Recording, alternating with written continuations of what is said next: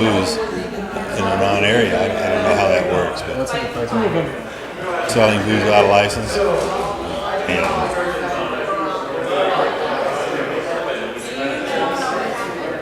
And she walked away clean, didn't she? She has a liquor license, didn't she?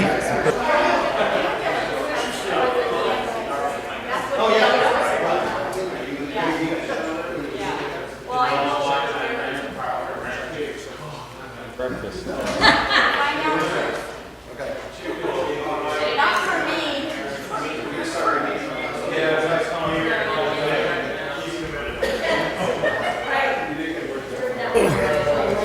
Who are these two young fellas? Pardon me? Who are these two young fellas? Okay, let's come back.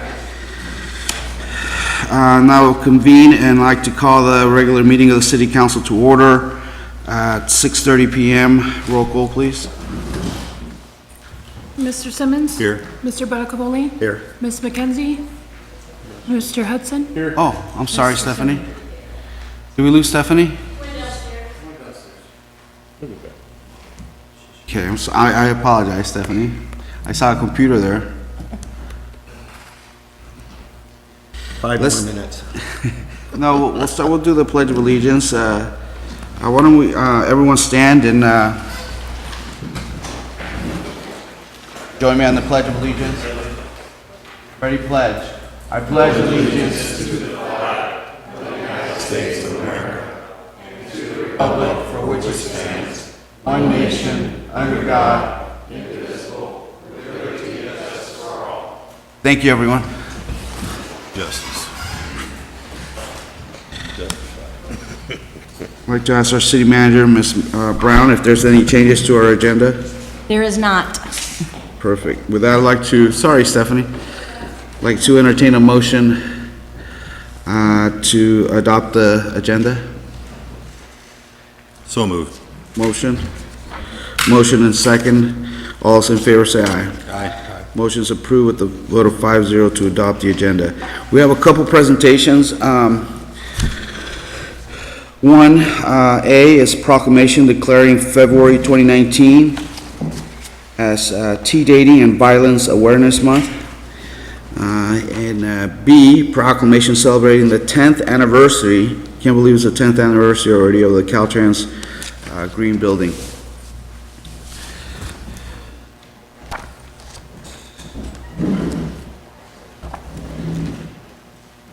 Not here anymore. Maybe she'll be out. Would you like to come up, please? Didn't believe you, did they?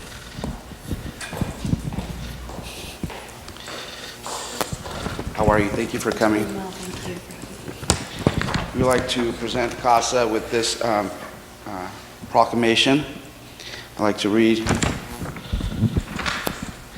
Whereas teens between the ages of 16 and 24 are more vulnerable to intimate partner violence, experiencing abuse at the rate almost triple the national average. Whereas 1 in 3 girls and 1 in 4 boys in the United States are victims of physical, emotional, and verbal abuse from a dating partner, a figure that far exceeds victimization rates for other types of violence affecting youth. High school students who experience physical violence in dating relationships are more likely to use drugs and alcohol, are at greater risk of suicide, and are much more likely to carry patterns of abuse into future relationships. Whereas nearly half of teens who experience dating violence report that incidents of abuse took place in school buildings or on school grounds. And whereas only 33% of teens who are in an abusive relationship ever tell anyone about the abuse, and 81% of parents surveyed either believe teen dating violence is not an issue or admit that they do not have knowledge of it. And whereas by providing young people with education regarding healthy relationships and relationship skills, and by changing attitudes and behaviors that support violence, we recognize that dating violence can be prevented. Whereas it is essential to raise community awareness and to provide training for teachers, counselors, and school staff so that they may recognize when youth are exhibiting signs of dating violence. And where establishment of Teen Dating Violence Awareness and Prevention Month will benefit young people, their families, schools, and communities regardless of socioeconomic status, gender, sexual orientation, or ethnicity. And whereas everyone has a right to be safe and healthy relationship and to be free from abuse. Now therefore, I, Ricky Samayoa, Mayor of the City Council of the City of Marysville, do hereby proclaim February 2019 Teen Dating Violence Awareness and Prevention Month throughout the City of Marysville.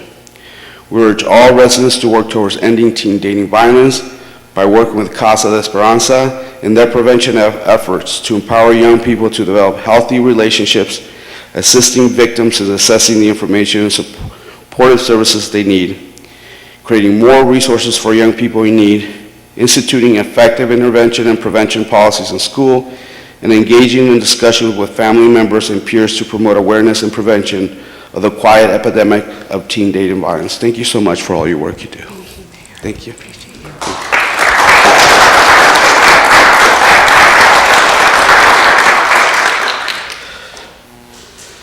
Caltrans? Susan? Hi, how are you? Good to see you. Thanks. Yeah. We'd like to offer you this proclamation for the City of Marysville, celebrating 10 years of anniversary of the California Department of Transportation District 3 Leo Chambatori building. Leo Chambatori, was he a Marysville guy? Anyone know this? Yuba City. Yuba City guy. Okay. I thought I liked him, but now. That's why I didn't. Yeah, I don't know why we named it Okay. after. Whereas the District 3 Leo Chambatori building held its ribbon cutting on January 22nd, 2009, and whereas the building is dedicated to Leo Chambatori State Office Building, commemorating Mr. Chambatori's impressive career with Caltrans that spanned 41 years.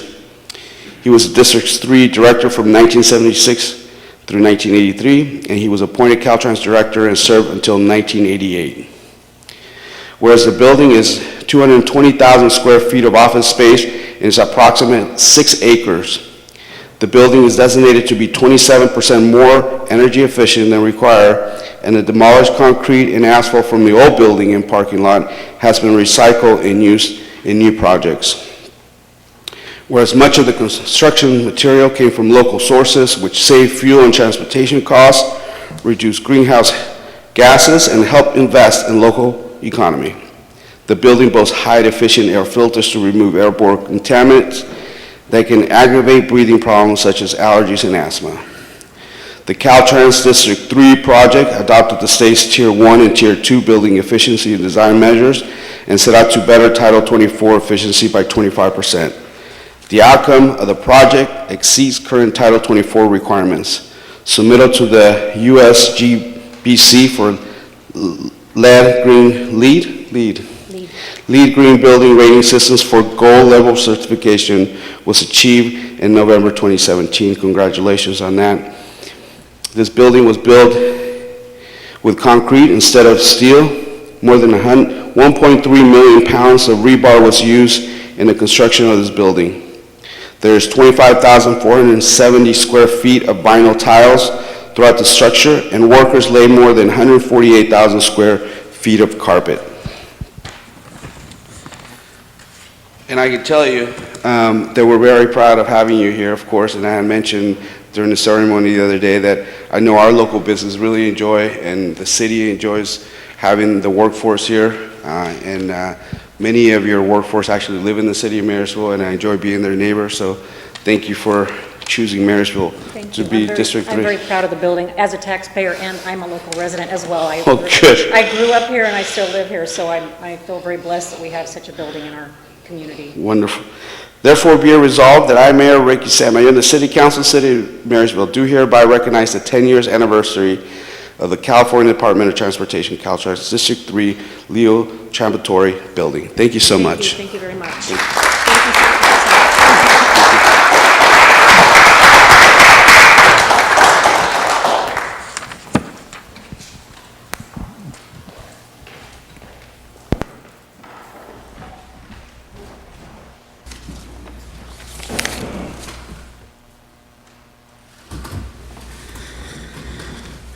Thank you for Let's move to item 7, Community and Consent Calendar Forum.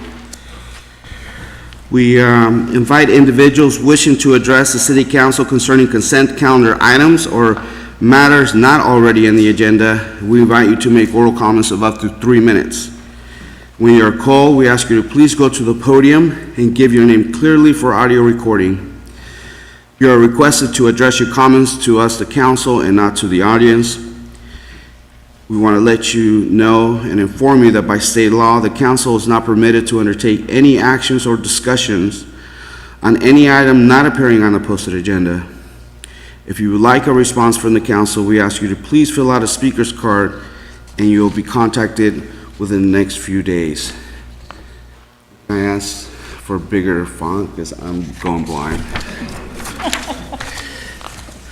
Any members of the public like to make comments on the consent agenda or any other items not on the posted agenda? Okay, seeing none, let's move to item 8, consent agenda. All matters on the consent agenda are considered to be routine and therefore approved by one motion unless any member of the council or the city manager first requests that a matter be removed from the consent agenda for separate discussion and action. What's the will of the council? Move to approve the consent. Motion to approve. Motion and second. All those in favor say aye. Aye. Motion is approved with the vote of 5-0 to approve the items on the consent agenda. Ordinance number 1411, an ordinance of the City Council of the City of Marysville, California, amending Chapter 5.12 of the Marysville Municipal Code entitled Cannabis Business Tax. Thank you. Let's move to item 9. These are discussion and action items. Start with 9A, resolution approving wastewater collection operator job classification. The recommendation from staff is to approve resolution number 2019-3, adding the wastewater collection operator job description to the city's list of job classifications. This comes from our Community Development and Services Director, Mr. Bermudez. Sir?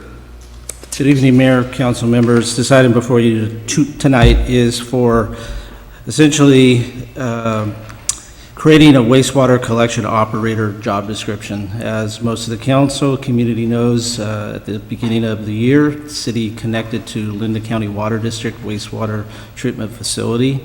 The city's facility, as we know it, nearby Riverfront Park, is now ceased operation, and we're going through the protocols and procedures to take that officially offline in a greater extent. And with this news, which is a very positive event for the city, we reviewed the wastewater collector series for the actual plant operators, and their classification is considered a plant operator. And after evaluating the roles, knowledge, responsibilities, it came to our attention that what we would be doing is phasing out their responsibilities, because naturally they don't have a plant to maintain. There's no required certifications. So what we did is we want to move into a different direction and pivot to change the descriptions and create this wastewater collection operator. So this would affect two FTE positions, and there's no funding impact by doing this. They would still receive all the salary and benefits that are listed under the current existing as a facility operator. Those would just be transferred to the wastewater collection operator position. So at the council's approval, we would then move forward and have this classification and then start the process to reclass these particular employees. And this concludes staff's presentation. Thank you. Is there questions from council members? Yes. Sir? Clarification, the classification is going to change, but the salary stays the same? Is that what I understood you say? That is correct. Okay, so the individuals that are currently employed just changed their titles. That, in a simplified, yes. I like simple, thank you. And some of their duties, right, will change. Will change so far as they will not be maintaining a facility. They will be maintaining lift stations, mainline infrastructure, various sewer-related matters. Thank you. Seeing no other questions from council members, I'd like to ask if there's any questions or comments from the public on this matter. Seeing none, I'd like to entertain a motion to approve Resolution 2019-03. There's a motion. Second. Motion was made by Mr. Hudson and second by Ms. McKenzie. All those in favor say aye. Aye. Aye. Motion is approved with the vote of 5-0. Thank you. Then we're going to move to item 9B. 9B is EKI Environment and Water Professional Services Agreement Amendment Number 2. The recommendation from staff is to authorize engineer service to prepare construction design details for pump and well systems of local parks, authorizing the city manager to approve a contract amendment, authorizing the completion of the necessary construction design documents. Again, this recommendation comes from our Community Development Services Director, Mr. Bermudez. Sir? Good evening again, Mayor, council members. Before you tonight is an amendment number 2. This is an amendment that we initially got as part of a contract with EKI Environment and Water Professional Services Agreement. That was for some work that they actually completed on the technical memorandum that we'll be talking about in a little bit later forum. With that said, we were informed back in June of 2018 that there was some funding becoming available through Department of Water Resources, and we needed to respond pretty quickly. And this funding would help move forward with the city's Parks Wells initiative. At that time, there was, I believe, some policy consideration with council to move forward to try to move the city in a direction to get off the commercial water provider, which is Cal Water. So at that time, staff working with EKI, who brought forward that particular grant notification to the city and their relationships with DWR, they informed us that there was $400,000 as part of their grant, which is a Safe Drinking Water Bond law program. And so on November 14th of 2018, the city was awarded funding for this particular grant in the amount of $400,000. And then subsequently, staff signed a contract in January of 2019 that moves this project forward to the next level of iteration in its process. So what we're doing tonight is staff is seeking your approval to move forward with this amendment to allow EKI to design, plan, and create specifications related to well sites within the city. During the presentation to council related to this grant, there was a clear indication that those particular parts of focus at that time were Washington Square, Circle Park, Gavin Park, and East Lake parks. So in response to the requirements through DWR, the consultant staff put together a very focused grant application that drilled down to what we wanted to see as far as various parks within the city be converted over to a well and tank system. And following the protocols and requirements through DWR, staff had to isolate and really focus and drill down towards specific parks. In doing so, staff also communicated to the consultant that it was very clear from the council that we wanted to hopefully get more bang for our buck, so to say, out of this $400,000. And if we can take one park and design it, there's possibly the opportunity with construction design documents to just tear off of that and continue on with other parks. And there also would be a potential to utilize the funding that we have as far as the $400,000 to keep rolling it into as many parts as that we could achieve with that particular funding.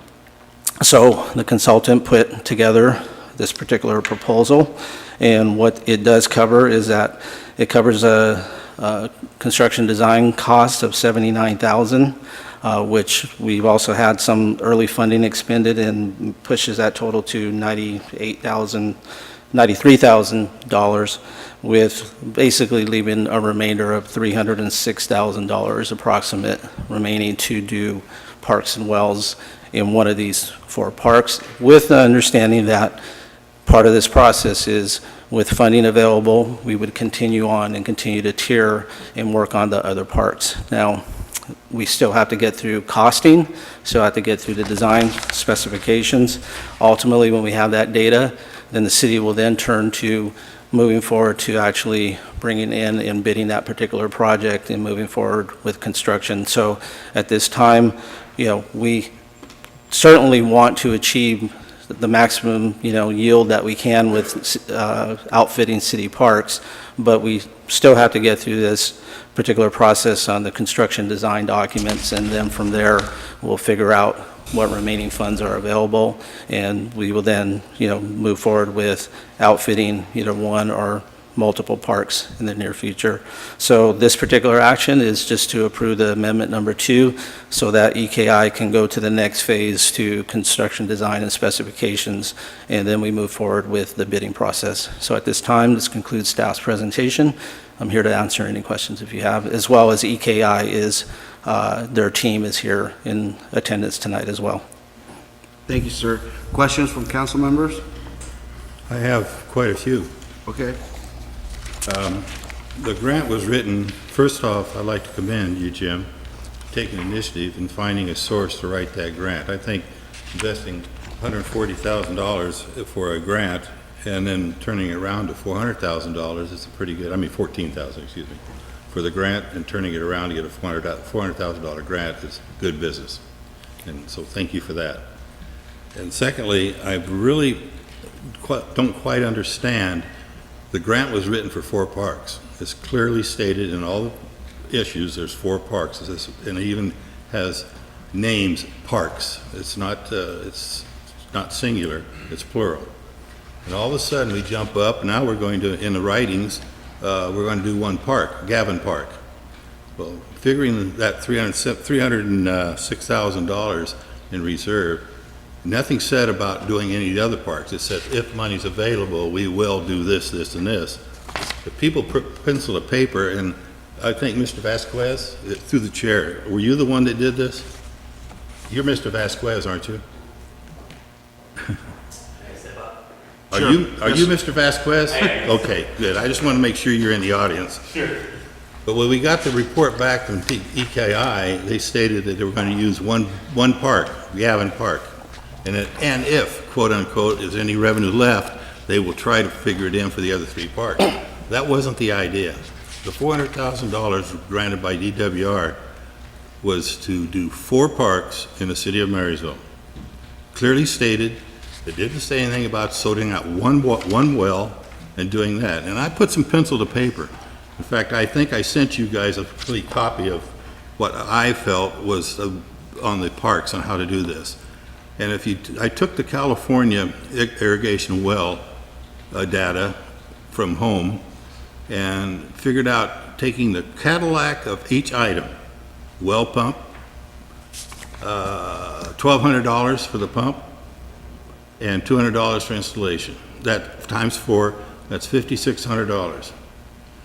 I turned right around and then looked at Gavin Park. It'd be $1,400 for 1 pump, $1,400. Casing, $2,400 for the casing, and $600 labor. That come to, for 4 parks, $4,800. Then I turned right around, I took pressure switch and electrical wiring. $150 Cadillac.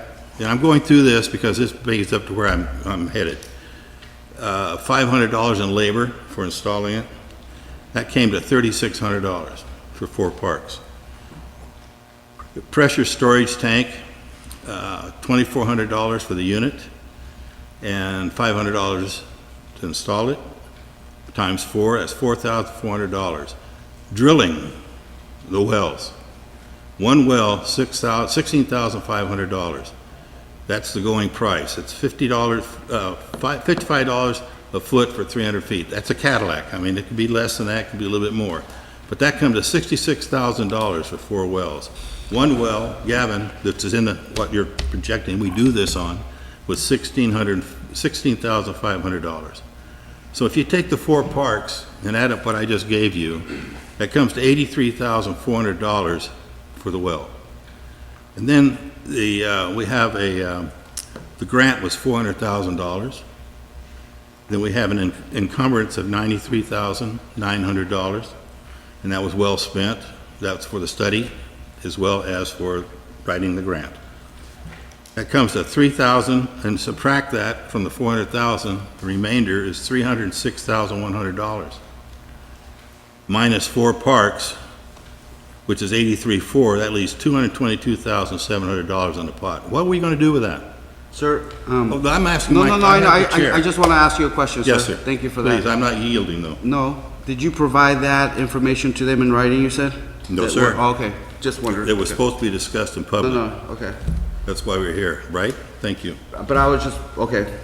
So anyway, my question is, when you programmed this with a study that they did, they, excuse me, focused on Gavin Park.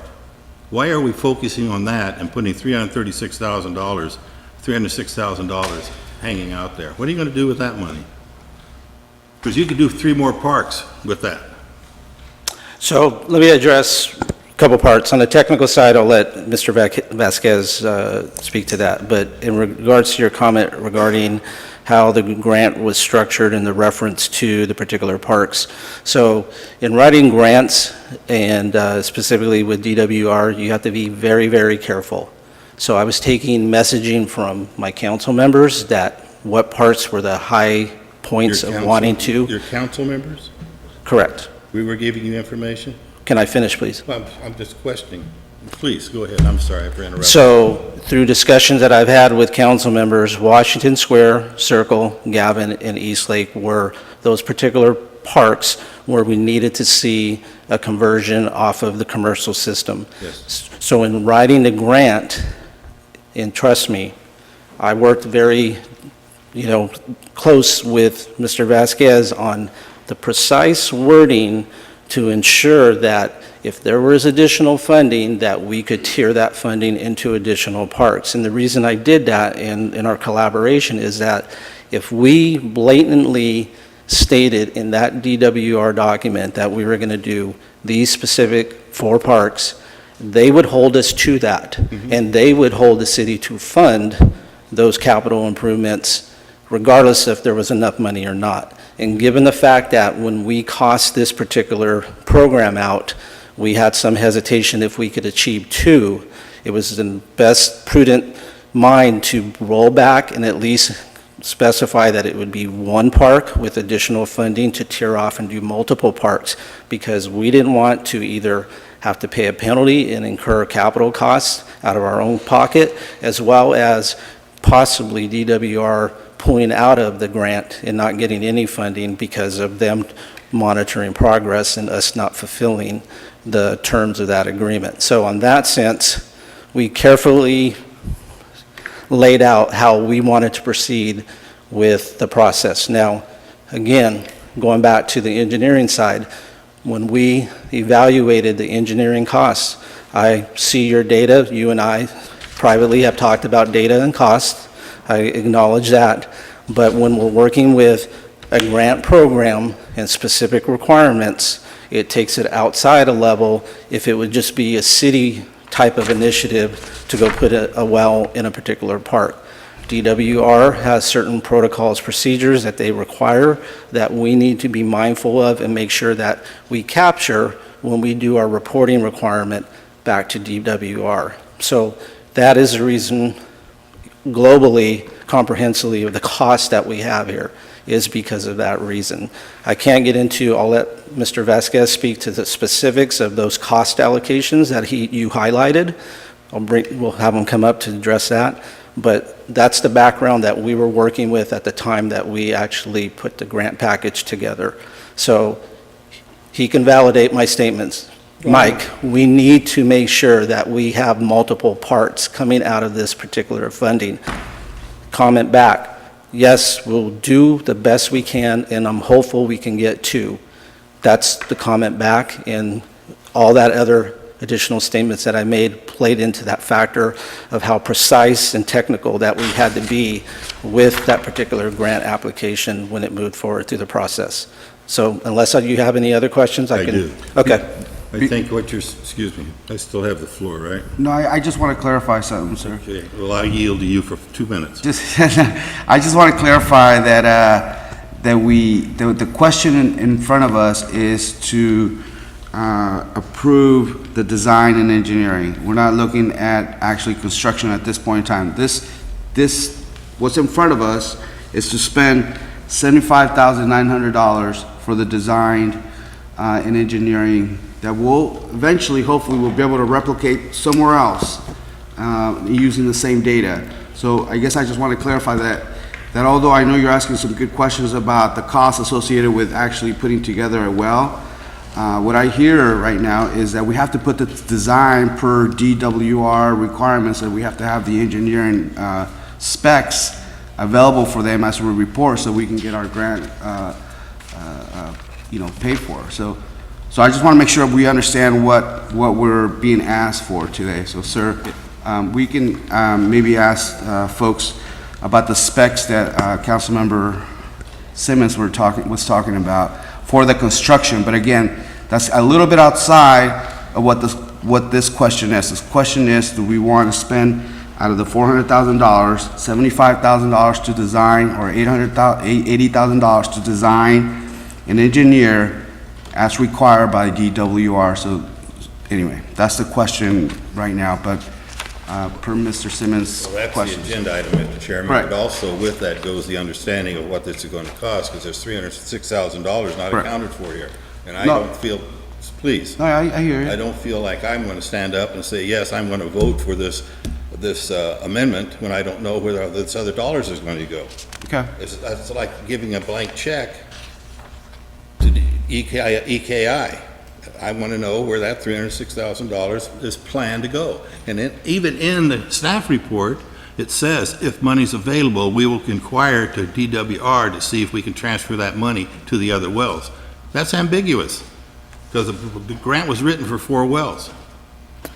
It's in there, Jim. I quote it to you verbatim. I've got it in here someplace. Staff has relayed to It EKI says the this, say importance that. to conservatively consider engineering design approaches with an understanding that funding shall be Yes. used for as many well and pump sites as possible.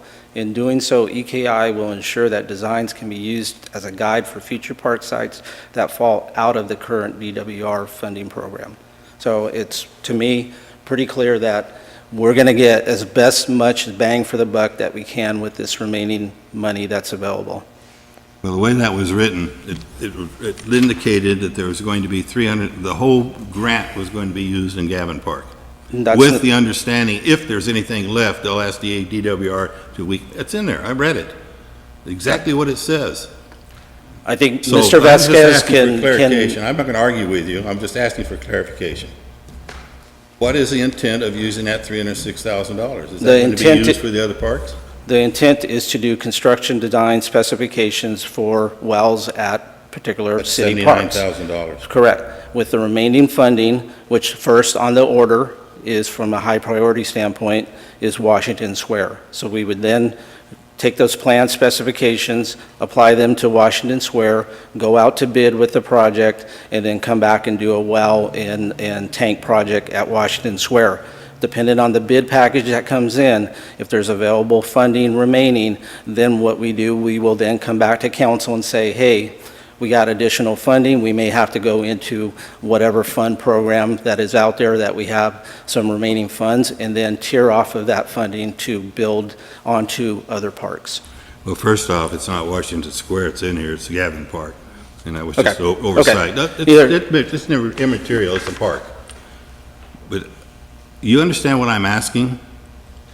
There's a blank check here. I think I understand what you're asking. Yeah, clearly I understand what blank you're asking, check. and I feel I'm And clearly responding to you that there is money that is going to be allocated for future parks. Mm-hmm. With that said, an engineer professionally says to me, I hear what you're saying, I know your council's mission and objective. You want to make sure that there's as many parts with this money that can be outfitted. And his response back, I understand that, I will do the best that I can, but remember, we got to go out to bid with I this. understand that. And I understand that. ultimately, the rubber's going to hit the road when we go out to bid to really get to the true When you cost. put a scope of work in it, you're going to have all this in, and they'll bid on that. But what I'm saying is all indications that at one pump, one park is 800 something, what did I say that was? Can't remember the numbers. Well, Right here. I think depending on the specs, sir. Would you let me finish, Mayor? But you want to get involved in this, and your it's my point. time. You gave me the chair. Please Yeah. let me finish. and I then I'll didn't give you the listen to chairship, you have time, Thank you. but sir, you made your point. No, I didn't. I did not make my point. Okay, what is your point, sir? My point is that according to the figures, engineering surveys that I ran out of the book, those four parks will be $83,400 to put the Class A 17 horsepower park, a pump in three of the parks, and a 7 horsepower in one of the other parks. Plus, there's $222,700 left over. That's all I'm asking. Why are we so triggering just one park? Why don't we do the whole 4 parks? Can I, Mr. Mayor, ask Mr. Vasquez to speak to? I will yield to Mr. Bermudez. Well, I yield to you. It's my time. Good evening. My name is Mike Vasquez. I'm a principal at EKI Environment and Water. Good evening, Mr. Mayor and members of the council. Yes, we did prepare the grant application. We brought that forth to Mr. Bermudez, and the cost to prepare the grant application for the WR was $14,000. And, you know, the goal fundamentally is to get, absolutely, as Mr. Bermudez says, to get the most bang for your buck. And the only way to know exactly how much these wells are going to cost is to go out to bid. We did, as part of the grant application, when we prepared the work description, we did reach out to several well drillers who are not only going to drill the proposed well, but also equip it. And that includes pump, motor, surface features such as hydrodynamic tank and piping, things of that nature. When you prepare a grant application, from our professional experience, you have to be as descriptive as possible, but also be very careful not to overpromise.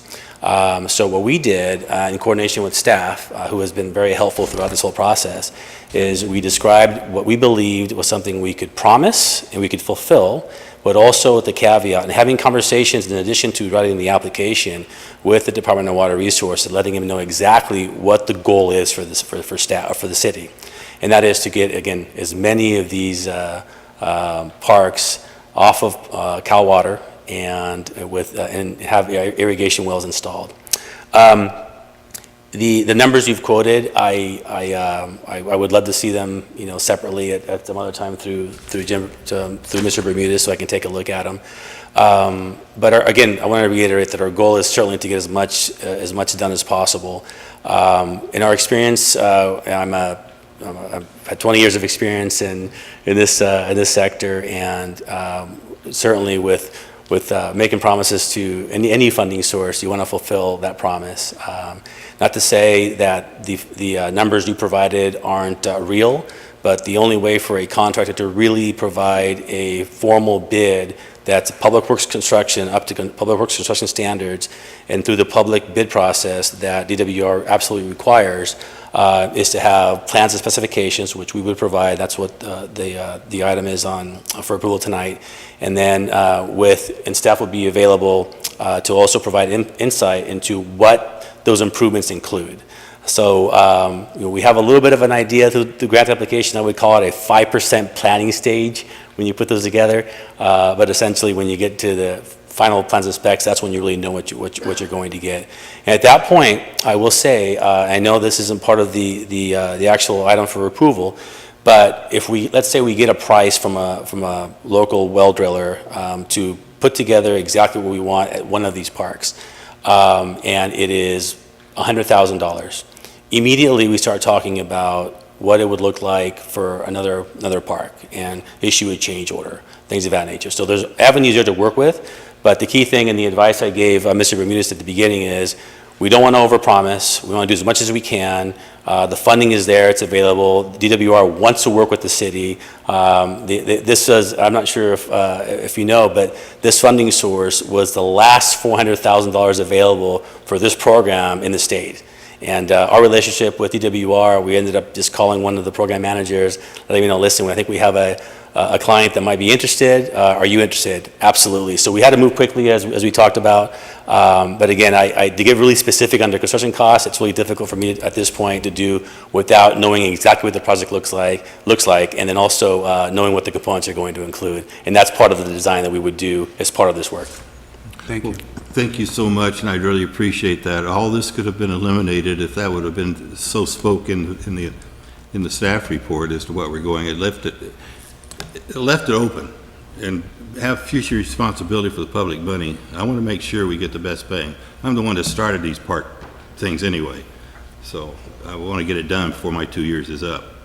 And I want to make sure that money's spent on the 4 parks that we identified. And when I looked at it and went through it, I said $82,000 per park with drill, 300 feet at $55 $55 a foot. That's pretty expensive, but that's the standard, high standard in the state of California by every pumper that I talk to. So those are realistic numbers, but they're inflated to the high side, if you will. And I got a copy of it, if you'll excuse the writing and you can get through it, but I'd be happy to give that to you. And I feel a lot more comfortable with this now, but I wasn't at first, because I saw that $300,000 just sticking out there. And the first thing came in my mind was, well, now they're going to go back and want to do a engineering study on the other park, which is going to be another $79,000, and they're going to use some more. That was the first thing that came in my mind.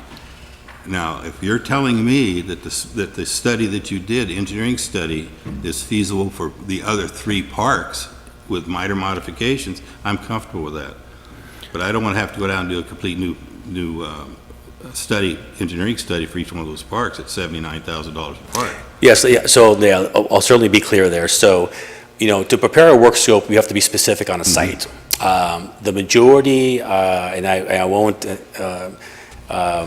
commit to a percentage of how much that's usable, the engineering design we're talking about tonight, but I would say that a majority of the work that we do for one park can be engineering design work, can then be implemented to another park. The reason for that is because talking to staff and public works staff, you want to have as much consistency throughout all the parks and what the wells look like. So you want to have roughly the same depths, roughly the same pump and motor size, roughly the same hydrodynamic tank size, roughly the same configuration, roughly or exactly the same components, so that they're interchangeable. So the only thing that would really change from our design, that's again before you today, would be the actual site layout. So if there's less room at Washington Square, forgive me for the name of the park if it's incorrect, but Gavin Park, and I was talking about it, maybe a second site, but if the sites are significantly different, but if the areas where the wells are going to be installed, if those vary in size, then those layouts will vary as well. But the components to go out to bid, the well drilling specifications, the sizing of the pump and motor. One other thing that could change significantly is if the pump is, if a second park is larger, then it might need a larger pump, or we work to modify the irrigation methods and zones, things of that nature. So yes, that's a long-winded answer to say that the work that is the design work and components of the design package can be utilized on other parks as well. Because you take a park that's 1.5 acres, that'd probably take a 7.5 horsepower motor. You got a park that's 2.5, 3 acres, it's going to take a 15 horsepower motor, and that's all. But anyway, I feel comfortable with it now. Okay. I can support this, but boy, at first I couldn't, until you explained it. Well, thank you for allowing me to speak. Thank you, Thank you, sir. Mayor, I need my time. Any other questions, folks? Sir? Not for you, thank you. Thank you. I'm curious, this might have been something previous to me. Do we go out for an RFP for the engineering? So what we did is we utilized the original professional services agreement that we had for the technical memorandum that's on the agenda tonight. We already had EKI on our particular under contract. And then because of the timing that this fund came available in the cycle, we could not go down a path. And so the discretion at the council was to move forward when we brought forward the authorization to council to go for and pursue this grant. And so the decision was made at that time to go ahead and move forward and amend the contract of the PSA, initial PSA for the technical memorandum with EKI to do the work. Also, if I'm understanding all this right, when we go out with an RFP for the construction, that will come back. Absolutely. Okay. And then my third question is, are we going to have any kind of conflict with our parks plan that's being put together?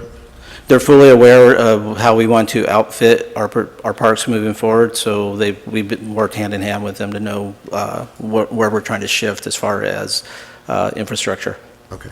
Thank you. You're welcome. Thank you. Jim, would you pass this to Mr. Vasquez, please? Thank you. Any other questions? Seeing no other questions, any comments from the public?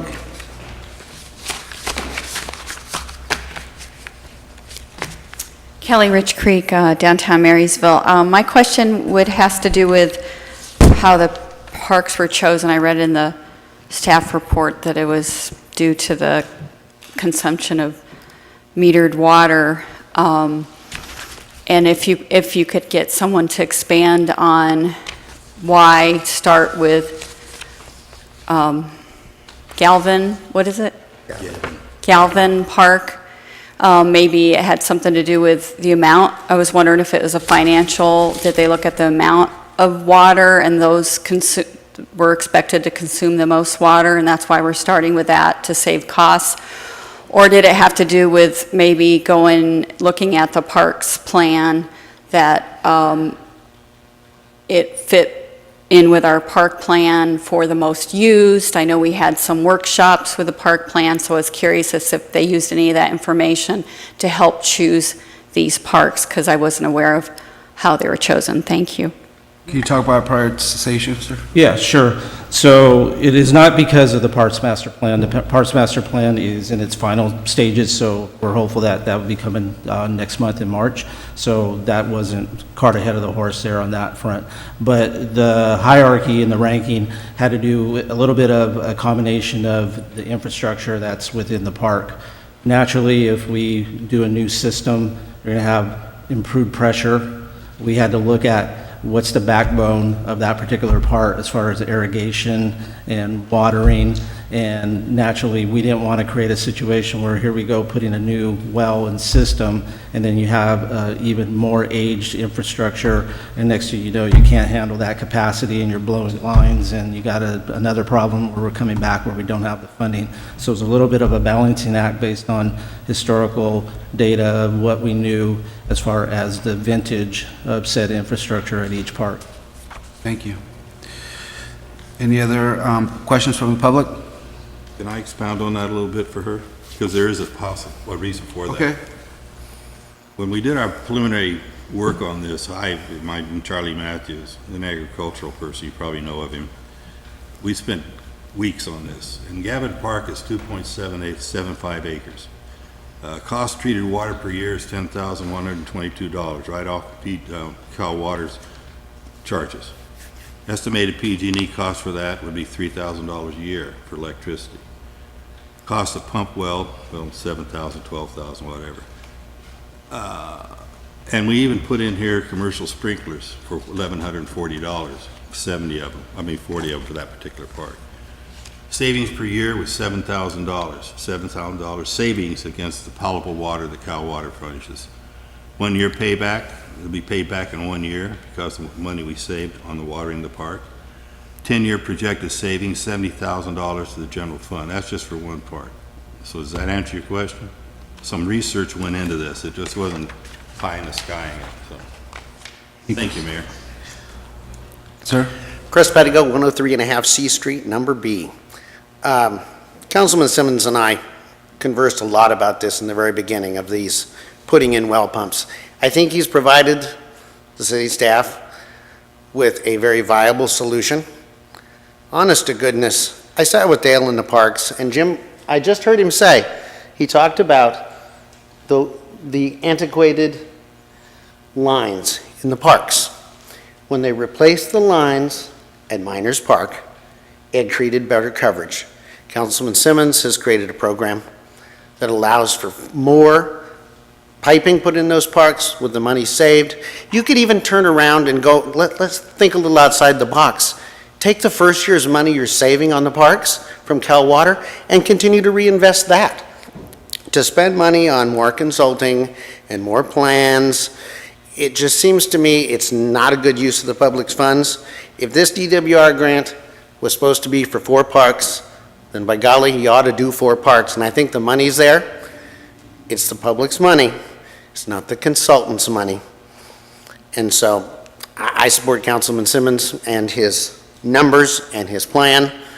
And I know he's put hours into it. And I know there's been discussion behind the scenes about it. It just appears to me that it's a consultant-driven world and the public's money just might suffer. And honestly, these things need to be done to save the city money. Thank you. Thank you, sir. Any other comments from the public?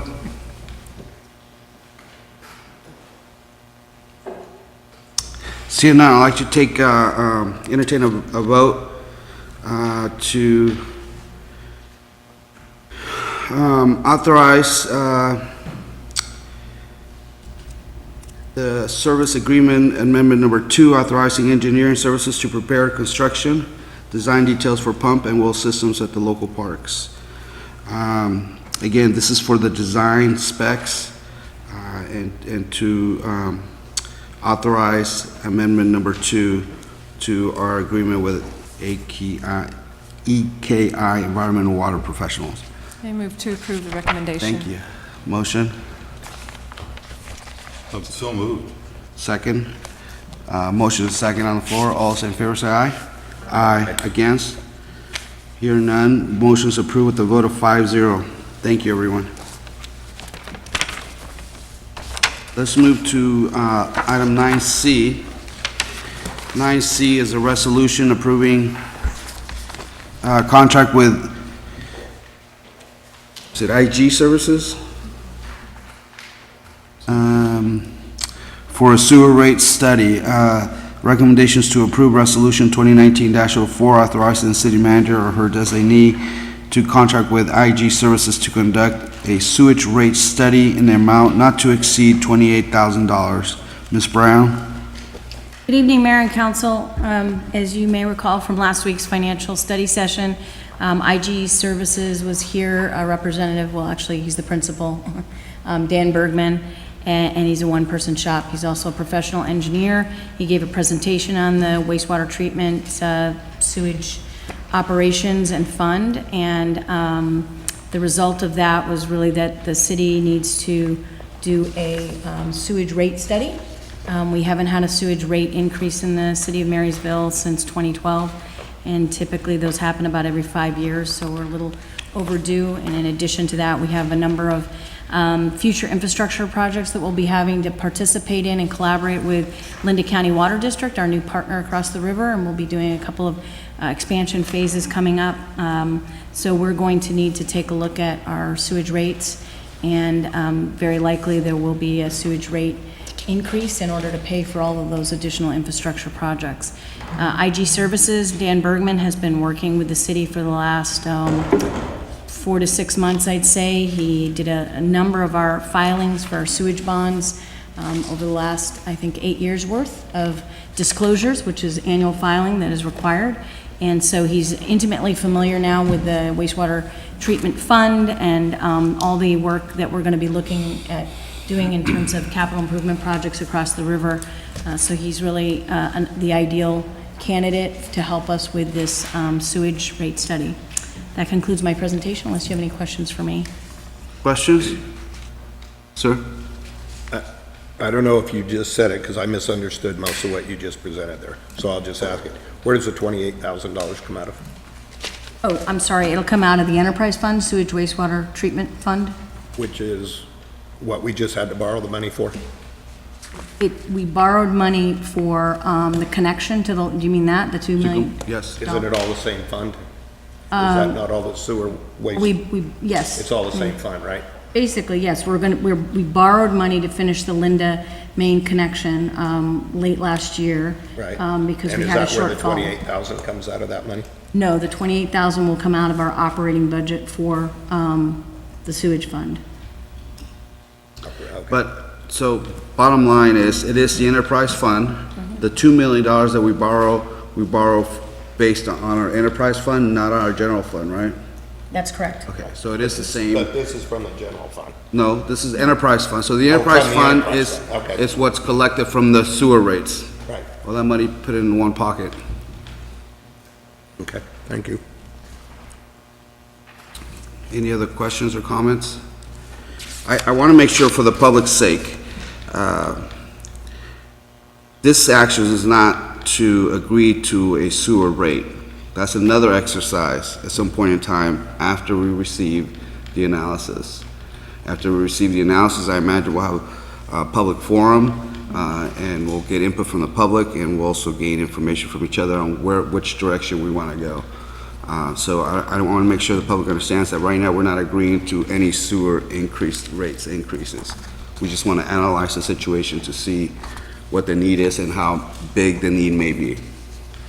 Just if I could to add to that, there will be a 45-day public noticing. It's required under state law, and so during that that's a public comment period in which the public will have a chance to comment, just like you said, Mayor, so. If we it will agreed be- on a sewer rate increase. That's correct, but it will be a very public process, and it will be publicly noticed. Yeah, but we're not talking about a sewer increase right now, we're looking at the analysis. Any other questions or comments? Any comments from the public? Seeing none, I'd like to entertain a motion to adopt Resolution 2019-04. Motion by Mr. McKissing, second by Mr. Hudson. All those in favor say aye. Aye. Motion is approved with the vote of 5-0. Move to 9D, ordinance amending portions of Chapter 6.04 of the Marysville Municipal Code entitled Sewers and Sewage Disposal. The recommendation from staff is to waive the first reading introduction, ordinance 1410 to amend the Chapter 604. This comes from Steve. Oh, how you doing, sir? Good evening, Mayor and members of City Council. The item before you tonight is a return of an item that was first presented at public hearing in December of 2018 to clarify language within our current ordinance on what is considered public and private components of the sewer system, and to require that new connections that have not previously connected to the city sewer system connect through an independent and private lateral sewer line. At the council's second reading hearing, it came to my attention from council that by error, my ordinance was not clarified and did not include the intention language on those properties that have an existing sewer connection, and they are not mandated at this time to put in a independent and separate sewer lateral. They can voluntarily. So staff was directed to bring back the ordinance to clarify that it is not the intent of this ordinance to mandate existing sewer systems to connect independently, but they can involuntarily. We are only mandating new connections that have not been previously connected to this city sewer system. Staff is recommending that council hold a public hearing, waive first reading, and introduce ordinance 1410. And that concludes staff's presentation. Thank you. Questions? Does this meet the needs of Councilman Butterfield? Yes, it does. Okay. Thank you. Well, he's the one who caught it. That was good. Any comments from the public? Well, let me open it up for public hearing.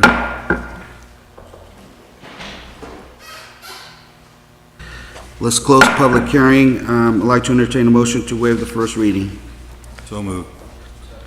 Motion is second. All those in favor say aye. Aye.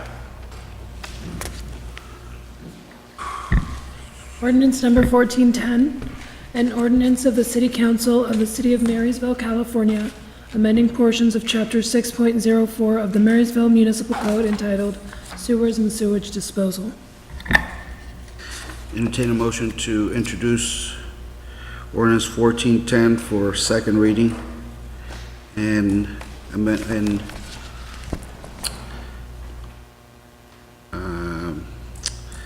I need a little help here, sir. So we just need a second motion to introduce ordinance for second reading. Motion? Is there a second? Second.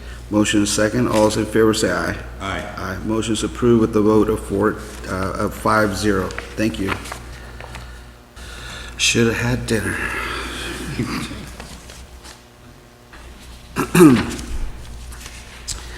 Let's move to item 9E, resolution approving Ellis Lake Technical Memorandum. Recommendations to approve resolution number 2019-05, a resolution to approve implementing a pilot system aeration project in Ellis Lake in the amount of not to exceed $151,000 based on recommendation in the supplemental environmental project SEP technical memorandum to reduce algae growth in Ellis Lake. This recommendation comes from our Community Development and Services Director, Mr. Bermudez. Sir. Good evening, Mayor, again, council members. So this particular item, let's, I think, be clear as far as the recommended action. What we're doing is we're recommending to proceed with a stipulated agreement through a penalty with the State Water Quality Board that essentially says that the city agreed to this agreement to expend $144,000 approximate, and in doing so, it had to look at two particular concepts that dealt with water quality at Ellis Lake. So that's the action that we're making tonight, is to move forward with this $144,000 to go into a pilot program. So there's no bid package that has come forward yet. There's no agreement with an engineering firm. There is simply, this is council moment to say, we pay the fine or we move forward and do a pilot program. So to be clear. So contextually, what I'd like to add is that this is part of a greater penalty of the city that the city found itself into and agreed in 2017 to this particular settlement. And in doing so, it was the staff at that time and working in conjunction with the State Water Quality Board to come up with some type of supplemental environmental program or project where this particular funding could go into to do basically a better improvement of water quality, because naturally they're the water board, water quality, they want to see better improved water quality. Given the flow and the structure of Ellis Lake, as most know, it flows into Jack Slough and then goes to the Feather River. So at that time, the concept came up with, how about we look at solving an algae and water quality issue within Ellis Lake. So at that point, staff here, prior to my arrival, moved forward to put this in place of what exactly would be some potential concepts to move forward with.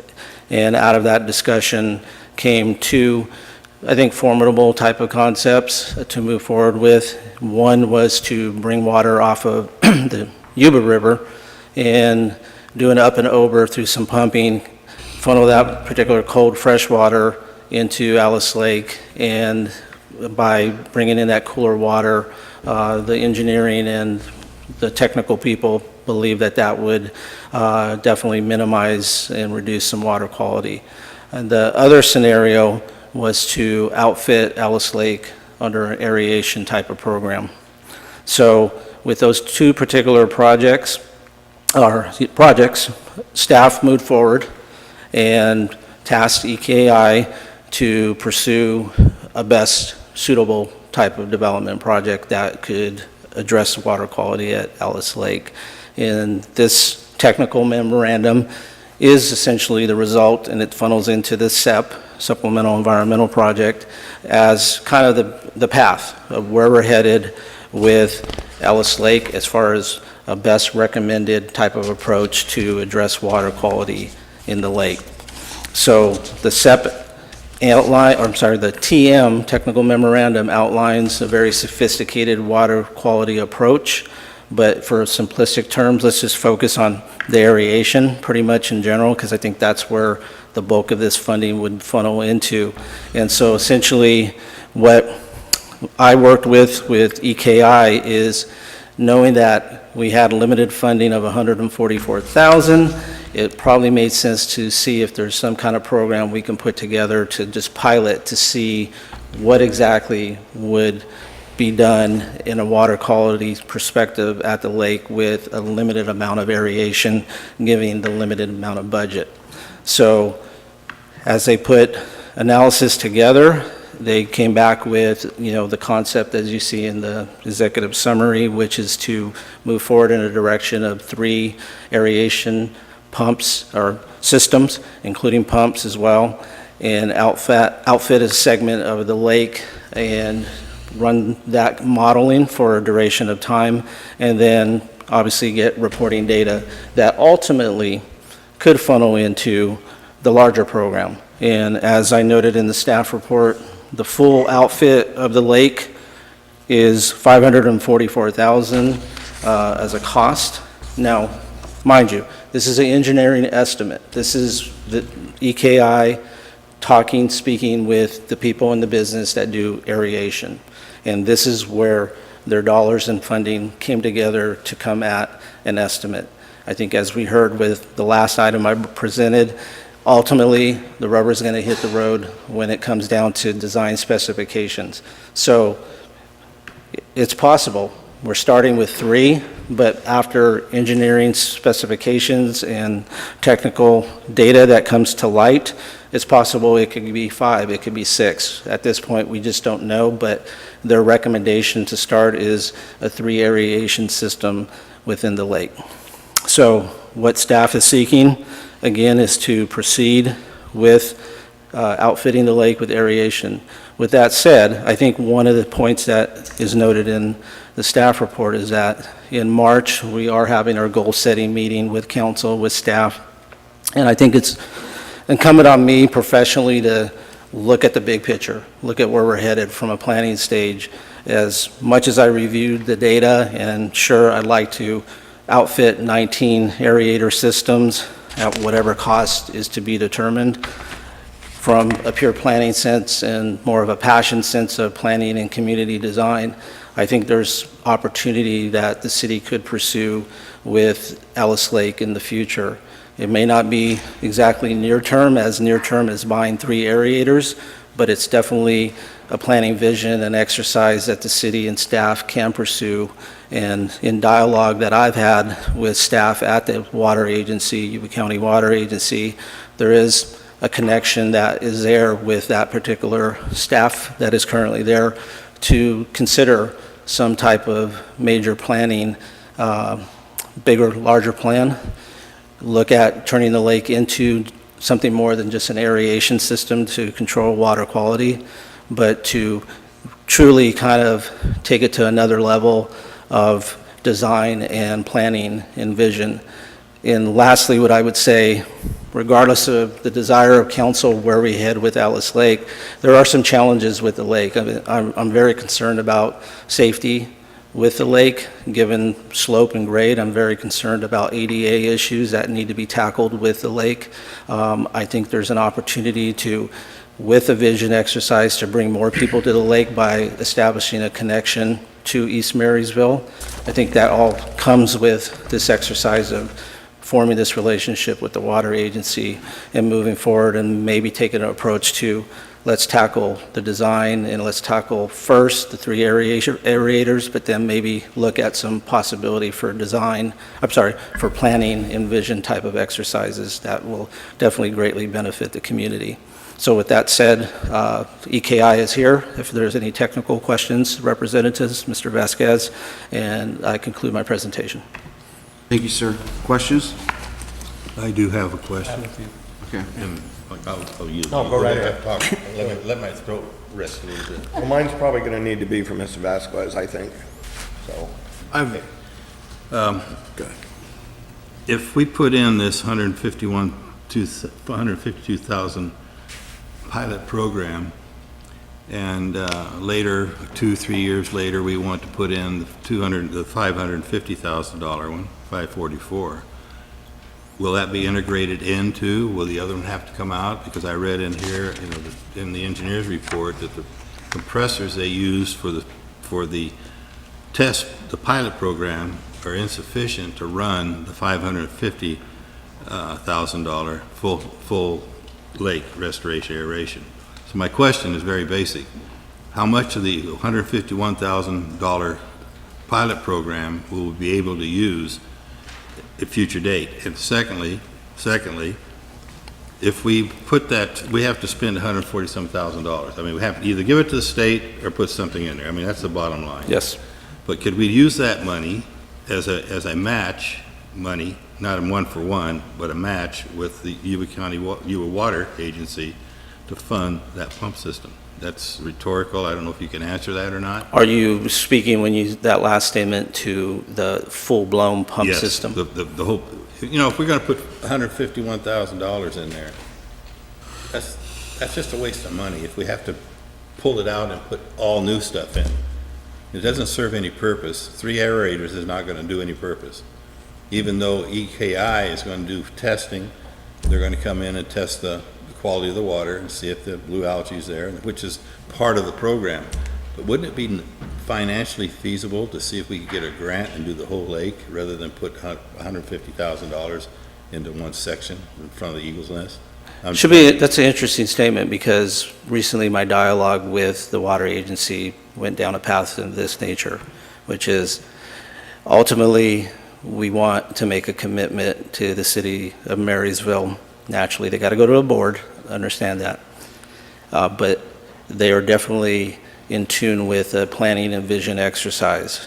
And their comment back to me was, if your board, head down a path of aerating the lake, then they may have some concern that whatever planning exercise that is an output, if we decide to choose to go down that path, they have concern that those aerating systems would be ripped out and not for use until we actually better plan and envision the lake. So I hear your point, but from their side in my dialogue, they expressed that little point to me that I think that's why I think I'm at a point of passionately saying, this is kind of where we turn, naturally we're going to expend the $144,000. Got to do it one way or Yeah, another. but where we go from here on the pilot is really a bigger discussion that the council needs Well, to I've weigh had in. dialogue with board members, and I can assure you that the support was there to put the aeration in. And it wasn't even talked about by doing the whole lake, so, and that was recently, and it was, anyway. Yeah, I understand. On the technical side, can I bring Mr. Vasquez? Absolutely. Okay. As far as I'm concerned, you can bring him right back. Okay.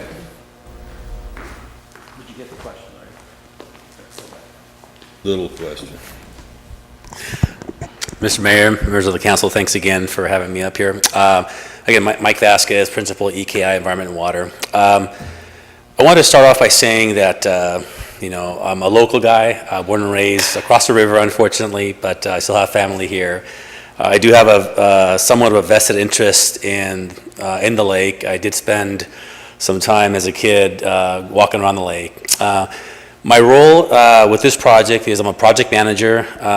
What that means is that I worked with my colleagues and staff within EKI to put together this technical memorandum.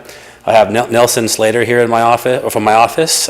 He is the person who was the technical lead for this technical memorandum, and I'd be more than happy to have him come up and answer any technical questions at this point. So I just wanted to introduce Nelson.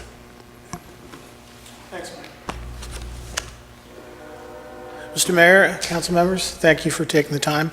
I would like to address, I believe, your first question around the aeration system. So kind of stepping back, one thought that we had in crafting the system was to say, obviously, we could install all of it at once, or do we want to take a stepwise portion to try and understand better what's happening with regard to the lake and the potential for aeration? So to answer your first question, the 3 aerators in the pilot study would be completely reused in any further implementation, be it all 25 aerators that are mentioned in the memorandum, or perhaps another phase. So that, again, the concept was to try and minimize your first cost and your subsequent cost to make it not just more palatable, but also to be informed by the monitoring program, which you've also seen there. It's a hefty chunk of investment, but it's really important because that $40,000 does significant monitoring and will really help to demonstrate the benefit of aeration to your lake. And then potentially you would expand with, who knows, another 3, another 5. It will be a program that would evolve, as opposed to stepping back and saying, okay, if you do the whole system, it's 25 aerators. So in essence, that was the strategy that we had put together and talked with Jim about, and just tried to kind of bring this as kind of an introductory approach, and it's really a function of how the city would like to go. But will this satisfy the cease and desist order with water quality that we just put a small section in with $150,000? Will that satisfy them and relieve us of the injunction? You know, I think it's a difficult question to actually answer, and it would be informed by the information that we would collect from the monitoring plan. And that would be a data-driven type situation where we could step back and say, we did this, and here are the impacts. And we could stand behind those results. And as we know, because the way the lake is configured, it's really a function of what happened during the winter, how much rain is happening. So as an example, this year could be different than next year, could be different than the subsequent year. So, I'm not trying to, beg off. I'm a nerdy engineer. I really like to solve problems, and I also like to do it in a very cost-effective way that I can defend and stand in front of you and say, this was our approach, this is what we did, here are our results, and this is how we'd like to move forward. So, get back to your question. It's uncertain at this point in time, but I think we're showing progress, and I think it's prudent to take that type of approach. But the Water Quality Board, they're not asking us to clean the lake. They're asking us to spend those dollars on a project. Yes, let me give a little bit of background, kind of context is, as the penalty requires, the city is on the hook. It was $288,000 approximate. And so part of that was paid, part of it is to push back into a project, which is this particular project in TM, Technical Memorandum. With that said, I've canvassed that particular settlement agreement. I'll give you a good comparative is because of our reporting and our situation that we got in with the Water Quality Board, I'm, as the director, having to quarterly report above and beyond our typical standard quarterly reporting for a wastewater facility. I have to go above and beyond to quarterly report all affairs related to our connection to the Linda County Water District, as well as affairs related to the actual site at our existing current wastewater treatment facility, in a greater magnitude of detail about everything going on. When you look at this particular settlement agreement, there is nothing in the agreement that's layered in the context of what I'm dealing with our current facility. So the answer is, I look at it as all we need to do is, in our legal counsel, outside legal counsel, helping us with this particular issue with the board, is looking for the outcome of this decision tonight so she can report back to the State Water Quality Board of our direction to expend the $144,000. Once we do that, we are done with working with the State Water Quality Board. So do they have to give us permission in the sense, or at least say, okay, go for it, and then you're done? No. No. This action tonight, if we pursue to expend the 144, this would wrap up that particular SCP project. Okay. I know there's two questions coming. Councilmember Buttercobole? 2 questions. One, what's the longevity of this type of equipment? This aeration system? This particular type of aeration system, as well as similar aeration systems, have anywhere from literally a 10 to a 20-year lifespan. And it really does depend on a lot of different factors, but they tend to hold up fairly well. They do require some maintenance, but this is typical of all types of systems like this. My next question is, I've been involved with the lake for a long time. when we got started with a group years before anybody here, I believe. Chris might have been a patrolman back then, I don't know. But we had paid for a preliminary study, and I believe the city at that time had done another preliminary study. We went out and plotted the whole lake out, and what came back on both of those studies was, because of the depth of the lake, which runs from 3 feet up where it goes out to the slough, back to 5 and 6 feet at its deepest points, the only thing that would clean that lake was going to be a water turnover. And it would have to turn itself over every 28 days to actually keep it clean because of the depth and the temperature of the water. I'm a little confused after hearing 2 preliminary reports that it had to be a water turnover, how the aeration's gonna take care of the, I mean, it's a major problem, obviously. Well, stepping back, in terms of the aeration system that we looked at, it's provided by ADS.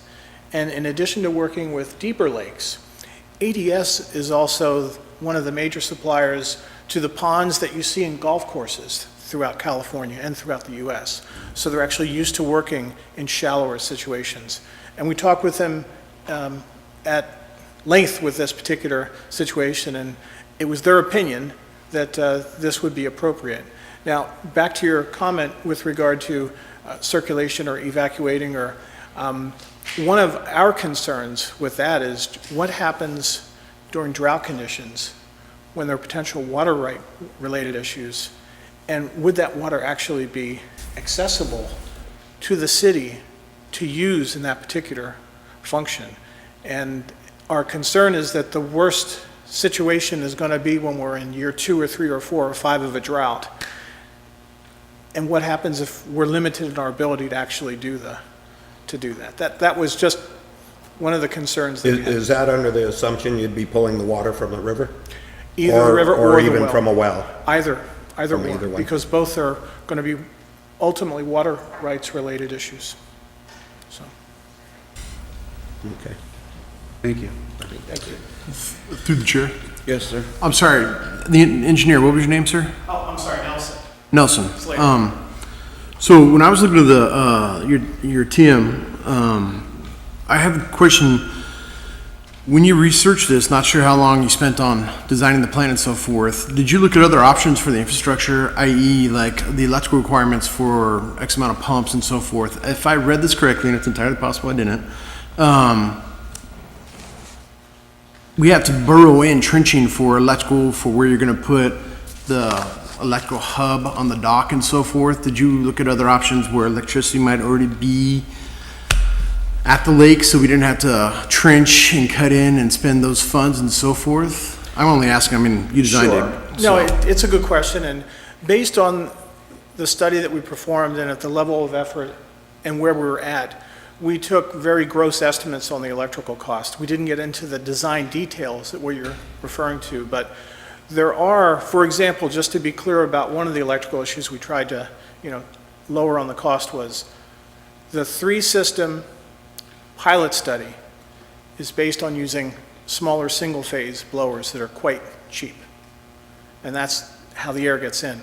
Now, for a full expanded system, to be more effective, what we're showing is we're showing 2 larger blowers that will wind up being 3-phase, meaning they're going to need a different type of electrical. So then that's a challenge. But, we tried to cover that at our level, but that's really, to be honest with you, more of a detailed design type of concern, and when you would begin detailed design. So what you presented was a gross projected design, wasn't detailed, because as I read it, it was talking about some 6 pumps not being used in the next phases and so forth, and different size Right. GPMs coming out of said pumps and so forth. So when you say it's a gross design, Well, so in terms of sizing the compressors, so some people refer to them as pumps, but they're actually air compressors. So what they're moving is they're pumping air per se. Get it. So those 6 smaller, those are actually sized. They're sized correctly. We work directly with the suppliers, so we know that it's single phase.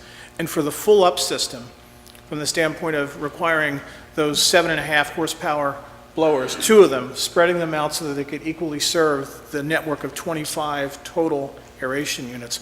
We looked at that in a lot of detail, but in terms of the actual design to bring the electrical there, we did not look at that in detail, which usually is not something at this level of study one would do, but we took a good estimate.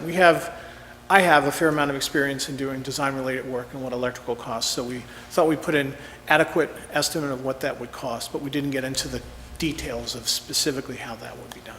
So when you gave that estimate and you added, dare I say, padded whatever potential aspects you might come into problems with an electrical in that direction, you're saying it could be less or it could be greater? I mean, again, maybe I'm cart before the horse, I'm not quite understanding maybe where we're at. It sounds as though your company was asked to come up with a bid on the project or a design of said project, but this just being a pilot portion, we don't even really know how much of a turnover might happen inside of these 3 particular pumps. How long would we see any sort of visible results? Because with respect to what Councilman Budagvoli said, I understand the water turnover works, but I also understand aeration is what they use in sewer systems to be able to, keep the bacteria alive, to eat all the sludge and so forth. But that's an estimated calculated amount of time. They've got that figured out. Is that figured out in your design when we might be able to start seeing some results, or is this just a pilot system in order to fit this $140,000 that we need to spend one way or another? Well, first of all, it's a pilot system just to, let's get a proof of concept, but let's actually have a monitoring program. That's really the key aspect. So the pilot system works in unison with the monitoring, and the monitoring system as it's laid out is a 250-foot by 250-foot grid throughout the entire lake and a series of sampling points that we would take on a monthly basis. So that data will inform 2 things. One is the effectiveness of the local 3-unit system, but also further away, it'll help us baseline and benchmark what's actually happening out in the lake. I don't know if that answers your question. Kind of answers the question a little bit. I mean, you have a plan to figure out the quantitative response we do have a of the plan, project. and the layout, I think, is pretty solid, and we've really spent time, and we've worked with suppliers around that. In terms of ultimately what winds up being running the electrical conduit to where the blower buildings are going to be, that's really kind of a detailed design issue. But we have allocated what we believe are reasonable funds, and as you look in our cost estimate, we've allocated a 25% contingency at this juncture point. And remember, we're really at kind of a conceptual level. So that was the whole idea of running a pilot. Once we get data, then we can decide, what is our spacing? Perhaps we can get by with less. Perhaps we can, if we have a good year or 2, let's stay with the 3 for a while. You might actually wind up deferring when you do the next phase, or however we want to refer to it. So it's really meant to be a data-informed, phased approach to how we roll out the system. Okay. I had a question, but I forgot it, so. Sorry. If folks go to page 17 of the memo, kind of outline table 3, kind of the distribution of that, estimate 151, and the electrical is 30, and the pilot that you just mentioned to get the data, to be data informed, is 40,000. Is that an annual cost? The $40,000, is that an annual cost? Is that you doing a 1-year pilot? Or how many, what is that 40,000 monitoring? So what that 40,000 system consists of is doing 1 sampling once per month for a series of 5 months. So we're sampling the entire lake 5 times at 250-foot grid points, which translates into 20 sampling points per sampling. And at that point, we're not just sampling that point, we're sampling down a foot and then down another 2 feet, because vertically we want to really understand what's happening, because that's where we understand what's happening with regard to the aeration system. And those costs include both the sampling cost, and I have detailed cost from the lab for the specific constituents that we believe are of concern to actually do that sampling, plus the individuals who will be out there in the boat pulling the samples and then delivering the samples. Actually, you don't deliver it to the lab, we take it back to the office, then the lab comes and picks it up. How many squares did you say you're gonna have? How many squares? How many? It's The grid, it's 20 sample points, which is approximately every 250 foot by 250 foot grid. And in depth? And then at each grid point, each of those 20 points, 2 samples, one 6 to 12 inches below the weather, and the other one maybe a foot or 2 below that. And you'll see how expansive the fixing is, so each pump can provide, or how If much. it's ineffective. Yeah, Right, how- we'll see how the aeration is down at the 3 aerators that'll be down south, but then we'll also see how far that aeration extends, and also to benchmark what's happening up north, in the northern portion. So I remember what the other question I had. Go ahead. Get me through the chair. So obviously, when you design this, have you had success doing this in other locations? Your company and/or you and a design you've made or something like that? We've done pilot tests before. This is a little bit unique to us, I'll, be honest with you. But this is kind of a standard practice. We've worked in other lakes that are deeper, but this is a standard approach, and actually, it's why we want to start out slow, because we think it's the most prudent course of action to actually demonstrate proof of concept, and again, to take the measurements. But I appreciate your methodology. I think the science is there, so I appreciate, the aspect of the methods. Let's go Barcovoli and then Simmons. Have you looked at the electrical out on the island? I'm sorry? Have you looked at the electrical out on the island? No, I have not. Because we put a new electrical system out there to run that pump, which you might want to check out. Do we know, is it 3-phase or is it single-phase? I thought it was 3-phase, but don't quote me. It's been Old. It's an 50 old pump. years. It's a very old We had pump. the pump completely rebuilt. Yeah, but it's an old pump. Yeah, and I believe, I'm not sure. Still, but the electrical but check it service out. may be good, so that would be outstanding. It's all to a be honest. brand new digital panel out there. Okay. So you might want to just make sure you check that on that. And, whether it's 3-phase or it could be actual single-phase 230, there's different variants that one could kind of shoehorn in how things work, so of course we would. Well, I know it's that at was least part of the 230 question, because there's I can't remember the amperage on it, but there's a huge pump out there right now that runs the fountain. That So you would be- definitely want to check that out. Oh, of course, and again, that would be more of the kind of Oil next cooled, phase. that ought to tell you how old it is. Oh, Any other questions, Councilmember? I have some other questions, but when we come back to Okay. council. Mr. Simmons? Just one question. Yeah. Is this going to be RFP? I know we have this Request for proposal. outfit here, and it's going to be sole source, or is it going to be RFP? There's like been no other- determination Yeah. made at this juncture. I'm sorry. Yeah. Sole source meaning you have one provider, and We- RFP means you're going to put it out for bid for anybody. We will follow the city's procurement process moving That's all, forward. thank you. Clarification, right through the chair real quick. Let me hear from Ms. McKenzie. We haven't heard from her. All right, thank you. Is the $40,000 included in the pilot program for the 151? That's in there, okay. It is, that's the last line item that you'll see, yes. Sir? So, clarification, just me trying to understand where we're at with this, and sorry, No, just call me new. please. Obviously, this has been going on for a long time. We're just discussing to go with EKI for, you guys are just making the design for this 140,000. Jim, please help me out if I'm. I will, thank you. So, as I mentioned, the city in 17 was put in a position with the settlement agreement. 288,000 was a penalty. They were able to half that penalty as long as we committed to some kind of program within the lake. I was in 17. And so, moving forward, before my time here, the staff put together 2 concepts that they talked to reliable engineers, technical people, of what could potentially help out water quality within the lake. And out of that was the concept of utilizing the Yuba River, bringing in cooler water, and an aeration system. The State Water Quality Board bought into that concept.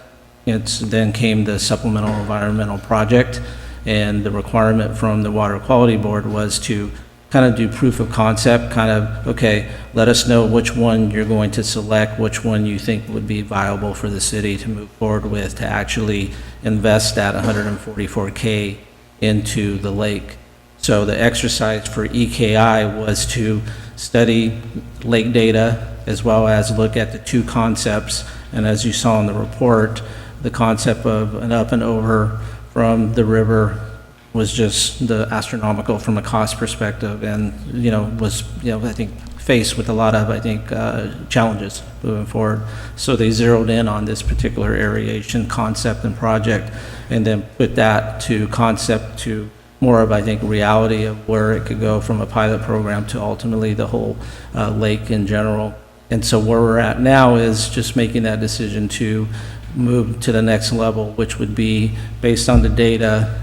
We would then go through our procurement process, hand anybody interested in this particular project, this particular TM, and then they would go, okay, I got a roadmap of where I need to go, how I need to phase this project out, what are the costs, and move forward in that direction. But before also doing that, we also need to get to a point where we look at plans and specifications would be part of that particular project as well, to make sure that it's being designed accordingly to address all the issues here today. Okay. Does that help you out? Yeah, I mean, that kind of makes sense where you said it didn't have to go out to bid when you talked to EKI, so forth, because you already had a relationship with them and you asked them to investigate this project. And that's... Correct. Okay.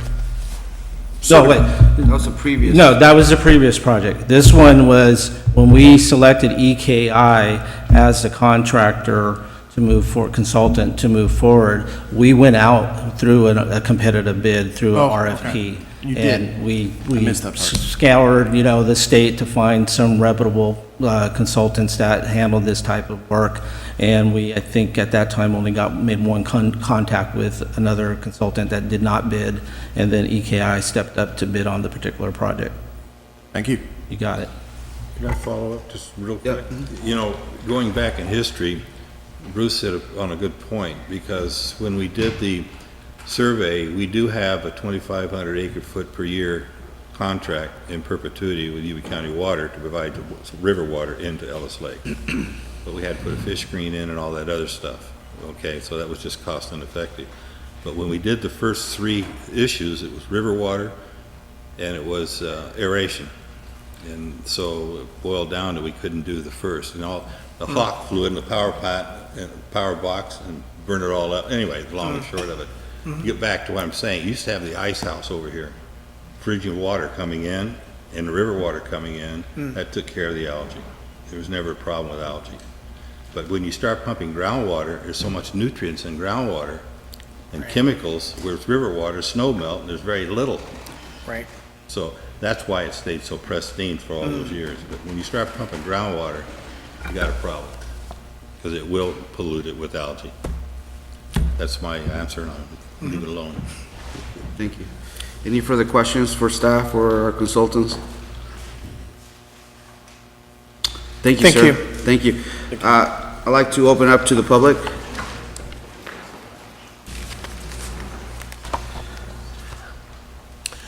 Hello, my name is Dale Whitmore. I live on Nadine Drive in Marysville. It sounds like the gentlemen here got themselves a good plan. I think it's got a lot of good thought put into it.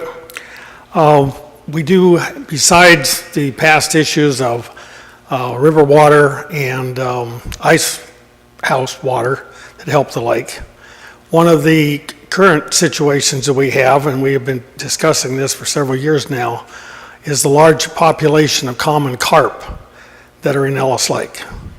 So we not only compound the fact that the lake is shallow, but we also have these fish that are constantly sucking material off the bottom, bringing it up into the water column and feeding the algae.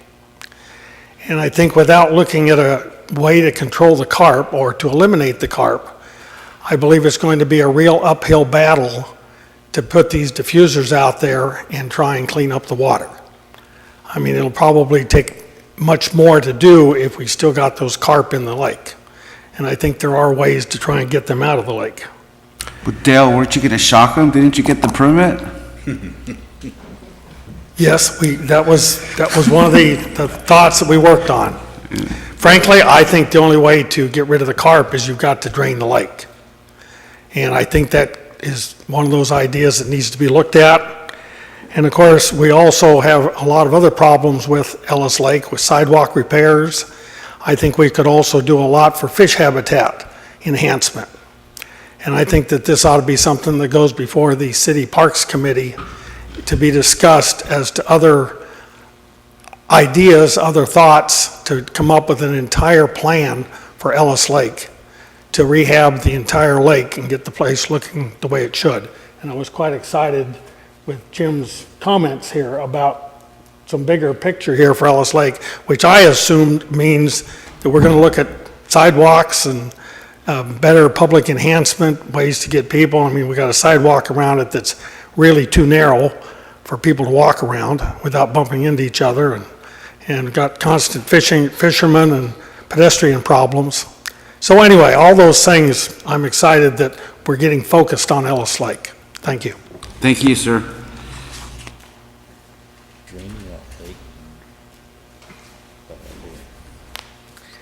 Chris Pedigo, 103.5 C Street, number B. I just have a pretty basic question, and it's more for the consultants and the staff. Do you believe that the aeration will solve the problem in the lake, and will you stand behind it? That the aeration is the ultimate success? Yeah. Then that's my question. Will this plan, which I think is great, and I've always supported aeration, will it cure the problems of the lake? And if that's the case, there was 3 of us and one more that sat in a very public meeting with the director of the Yuba County Water Agency, who said he would support the city. Why don't we just go for the whole program? Go for the $500,000, ask them, put our money in, because we have to spend it anyway. The idea, Mr. Bermudez said something earlier, that he has to report at the highest level. It appears to me that this is a really simple project that just meets the minimum. The Women's Improvement League, when they went out to make sure this lake was a beautiful place, took a chance. The city floated bonds to help pay for that lake. They went out and had street dances. They believed in that lake, and a lot of us believe in that lake, and aeration is the cure, I believe.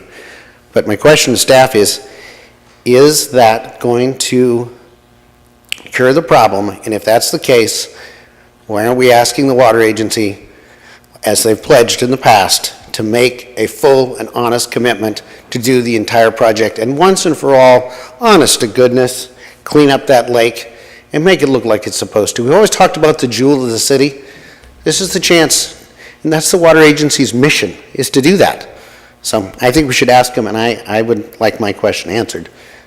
Is this the ultimate plan? Will be a major factor in cleaning up that lake. Thank you. Thank you, sir. I think the answer, based on my understanding, is that we have to collect the data, and part of the monitoring process is going to give us some of that answer.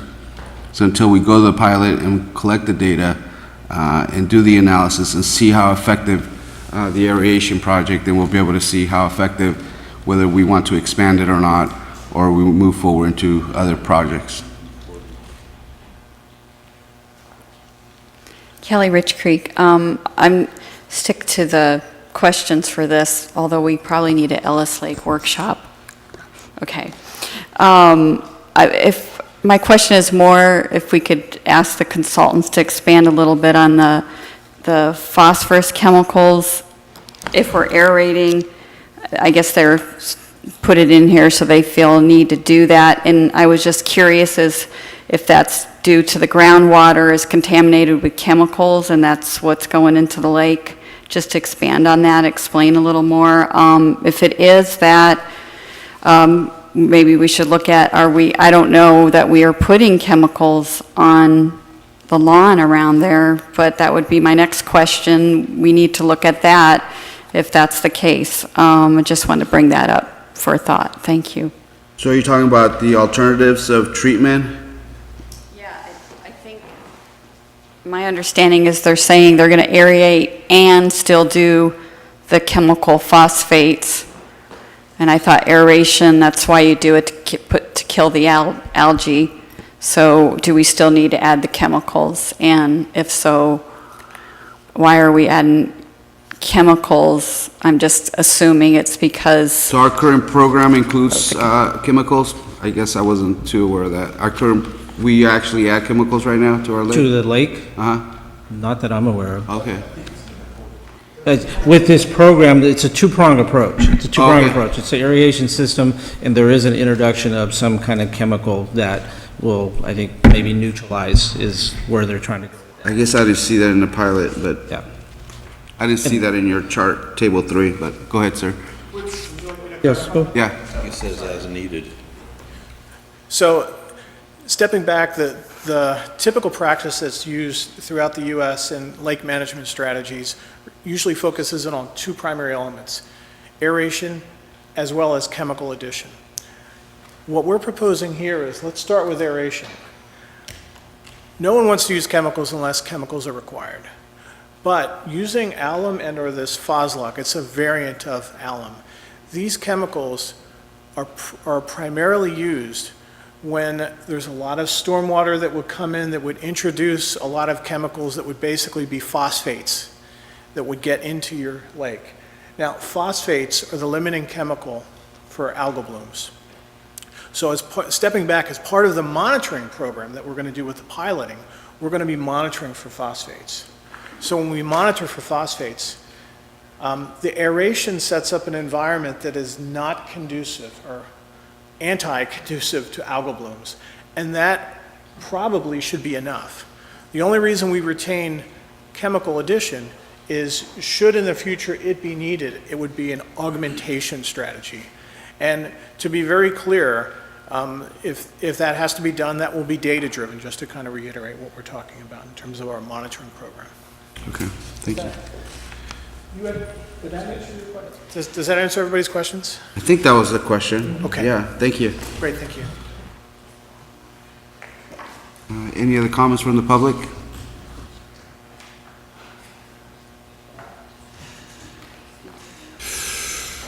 Deep breath. My name is Zach King at 426 Coblad Place. I just wanted to go over, I took a chance to look over the pilot program, and I noticed that, where they have the system going to be placed by the boat dock, we're going to waste about $40,000 of it. By the boat dock where we're going to house the motors for the pilot that we won't use for the next one. So all that slab, all the electrical, the motors, we won't use it for the next one. So it's like we just wasted $40,000. I Is that understood how differently. I understood that whatever was used for this would go into the next system. The diffusers, yeah. I thought the pumps too. No. Can we ask him that? Sure, but again, this goes back to the idea that this is a pilot. It's not about, we have to spend the $144,000. So, I mean, we either pay the state or we try to this I pilot know, to but see how it the works. question just is, No, are the pumps gonna go into the expanded I system? don't believe so. I think they need different, I think that was a question that you got into, right? As I understood when I read the TM, it's stated in there that the electrical that's going to be plumbed into that area might not or would not be used after the pilot program is over, and then if it was to be expanded, an additional electrical house would have to be built in another part around the lake. So, if I understand, that's where your questions come from, Zach. Is that it states as it's been read, and again, I may have misread it, that it states that it's just there to run this pilot program, and once the pilot program is over, an additional electrical outlet would have to be put in there. Is there a technical answer for that, sir? So what we've proposed with regard to the pilot, to minimize first costs, to ensure that we're working with single-phase electrical, is to have smaller compressors just to support the pilot. Once the pilot demonstrates proof of concept and we want to go to a full concept, there's actually two options. We could continue to expand with all of those compressors. The problem is you're going to have a lot of compressors to maintain. The real trade-off is going to be, do you have two bigger three-phase compressors versus, say, something like 16 or 24 smaller compressors? So again, that would be somewhat of could be made as a design-type decision as we move further on. What we assumed for the purposes of this memorandum was to look at actual, just two compressors that were bigger. When I say compressors, that's what we're referring to as pump. Compressors pump the air. Two larger three-phase type systems that would more than likely be more efficient than these smaller, all these other compressors. It's more of a detailed trade-off, but we only brought that to the attention in this memorandum to say that that's how we think it could go. That's the case where some of those assets, and as you look in the cost estimate, it's not really significant. It's not, all of that total number there. It's just the compressor's portion of the cost. The aeration units themselves will be reused. And that was part of my question, was asking if you looked at all the options, i.e. the power that's on the island and so forth, to be built into said pilot program. And if all the options have been looked at, is what I was asking kind of, and you kind of answered, but I also believe that's what's being asked by our constituent.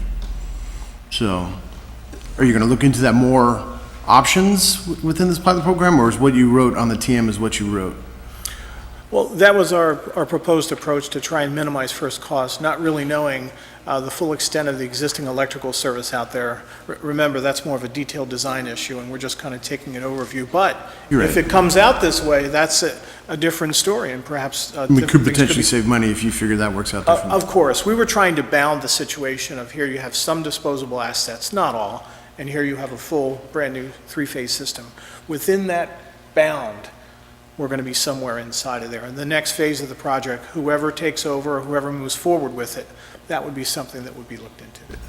I guess on a personal note, it was a lesson for me as well to find out that we got to spend the 140 regardless, because it's part of an issue that came up prior to my existence and most of the staff. I think, let me clarify one point. I was, as you're talking about, where we're headed with this, I reflected on my statement. One thing I think to add to that would be that, yes, we're going to report out to the State Water Quality Board, but they obviously will want to see that we are going down a path to follow our procurement process, actually put proof that we are demonstrating we're going to tackle one of the options within the technical memorandum. As we know, it's the aeration process. So I wanted to clarify that. So there is still a documentation or a follow-up that needs to happen, the State Water Quality Board. So in other words, no different than my reporting out on the global quarterly reports. They're going to be, wanting to know and look at information that we're going out to bid, and we're moving forward pretty quickly. Okay. Yes, ma'am, sorry. We could make a decision when we get to the point of going out to bid and designing everything the way it's going to be, that if we are thinking that this is probably going to be the way we want to go in the future, and after planning with the water agency, redevelopment or restoration of Ellis Lake, that we could possibly put a larger, more permanent compressors in there. If we're thinking that we could do those on the first, in the beginning, instead of having to switch it out, right? We could make that decision so that we wouldn't be having to rip something out and. Sure. Yes. Okay. Thank you. Is there further questions, sir? Zach? Back to you, Zach. Did I answer your question? I guess. Just to backtrack a little bit, I did a lot of research last 3 years, and there's lots of other systems out there. The ADS one is probably the largest diffuser I've ever seen, which is 48 inches in diameter. And then city staff will have to go out there and clean them once a year. So they'll have to physically remove them in a boat and clean them, which is super heavy. So I just think the whole cost of it might be kind of a lot than other stuff that I've seen. And I don't know that with 3 diffusers you're really going to see much difference because the whole body of water is pushing into it. Maybe around it you'll see some difference in the data, but it's not going to be like Lake Tahoe over there, I think that's how they test it, right? Just around the body of them, not the whole lake. They are going to test the entire lake to see how much it diffuses. So we'll see around it and how far is the actual the effect is going to be. So that's why they're measuring a smaller area. Well, they're measuring the entire lake, and they're going to see the difference in the different part of the lake to around the aerated part of the lake. Correct. Yeah. Again, a pilot program. Yeah, expensive pilot program. Yeah. Pilot means pilot here and pilot there. And then one other thing, there was talk of using chemicals, but they didn't bring up using beneficial bacteria in here. I don't know why, but that's another option. That the beneficial bacteria, once it has oxygen, it'll actually eat the sludge away. And I didn't see how they would address the sludge because there's got to be easily 18 inches out there or something. So you're talking like beneficial bacteria like in a sewer system and it's aerated through the oxygen that's produced in the system with whatever aerators you have in there. So Yeah.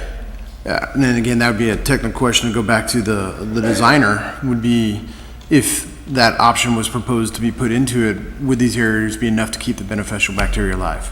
As opposed to other options, more aerators instead of 3 big ones, a dozen smaller ones, I don't know.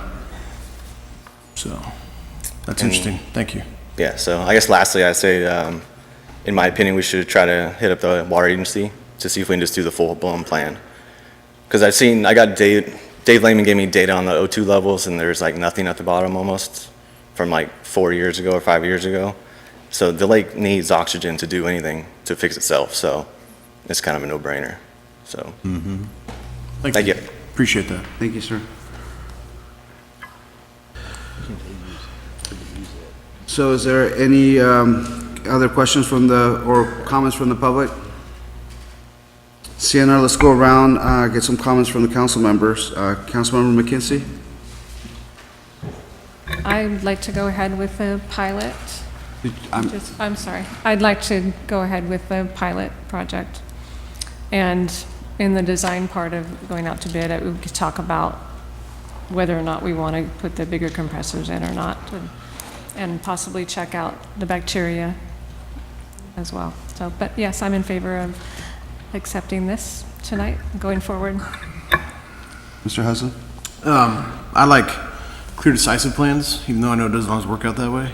And so that's why I was just kind of had a few questions. And I got a little bit of a lesson as to the fact that we got to spend the money regardless, with definitive, quantitative, that it's going in the right direction. So I guess I approve the pilot program too, although I would like to see a specific design that might be more broad for possible ideas of a different type of bacteria and so forth. But yes, at this point, with what we're doing, let's go forward with it. And the monitor will give us some data, and I mean, anyway, sir, Councilmember Simmons?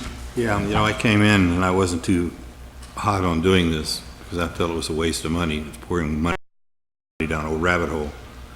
But I'm like my colleague Brad, I got a pretty good education as to why this test is important, but I still have a problem with it because I personally feel if we can't recycle that and if we go further in this, then it is pouring money down a rabbit hole. But I heard you, sir, saying that that's not the case, that it will last 15 to 20 years. But it's got to be done. And I said originally, we got to spend the money. We don't have any choice. And this is probably the cheapest game in town. By the time we get a grant through the water agency, it's not going to happen overnight. So. Thank you. Mr. Barkowoli?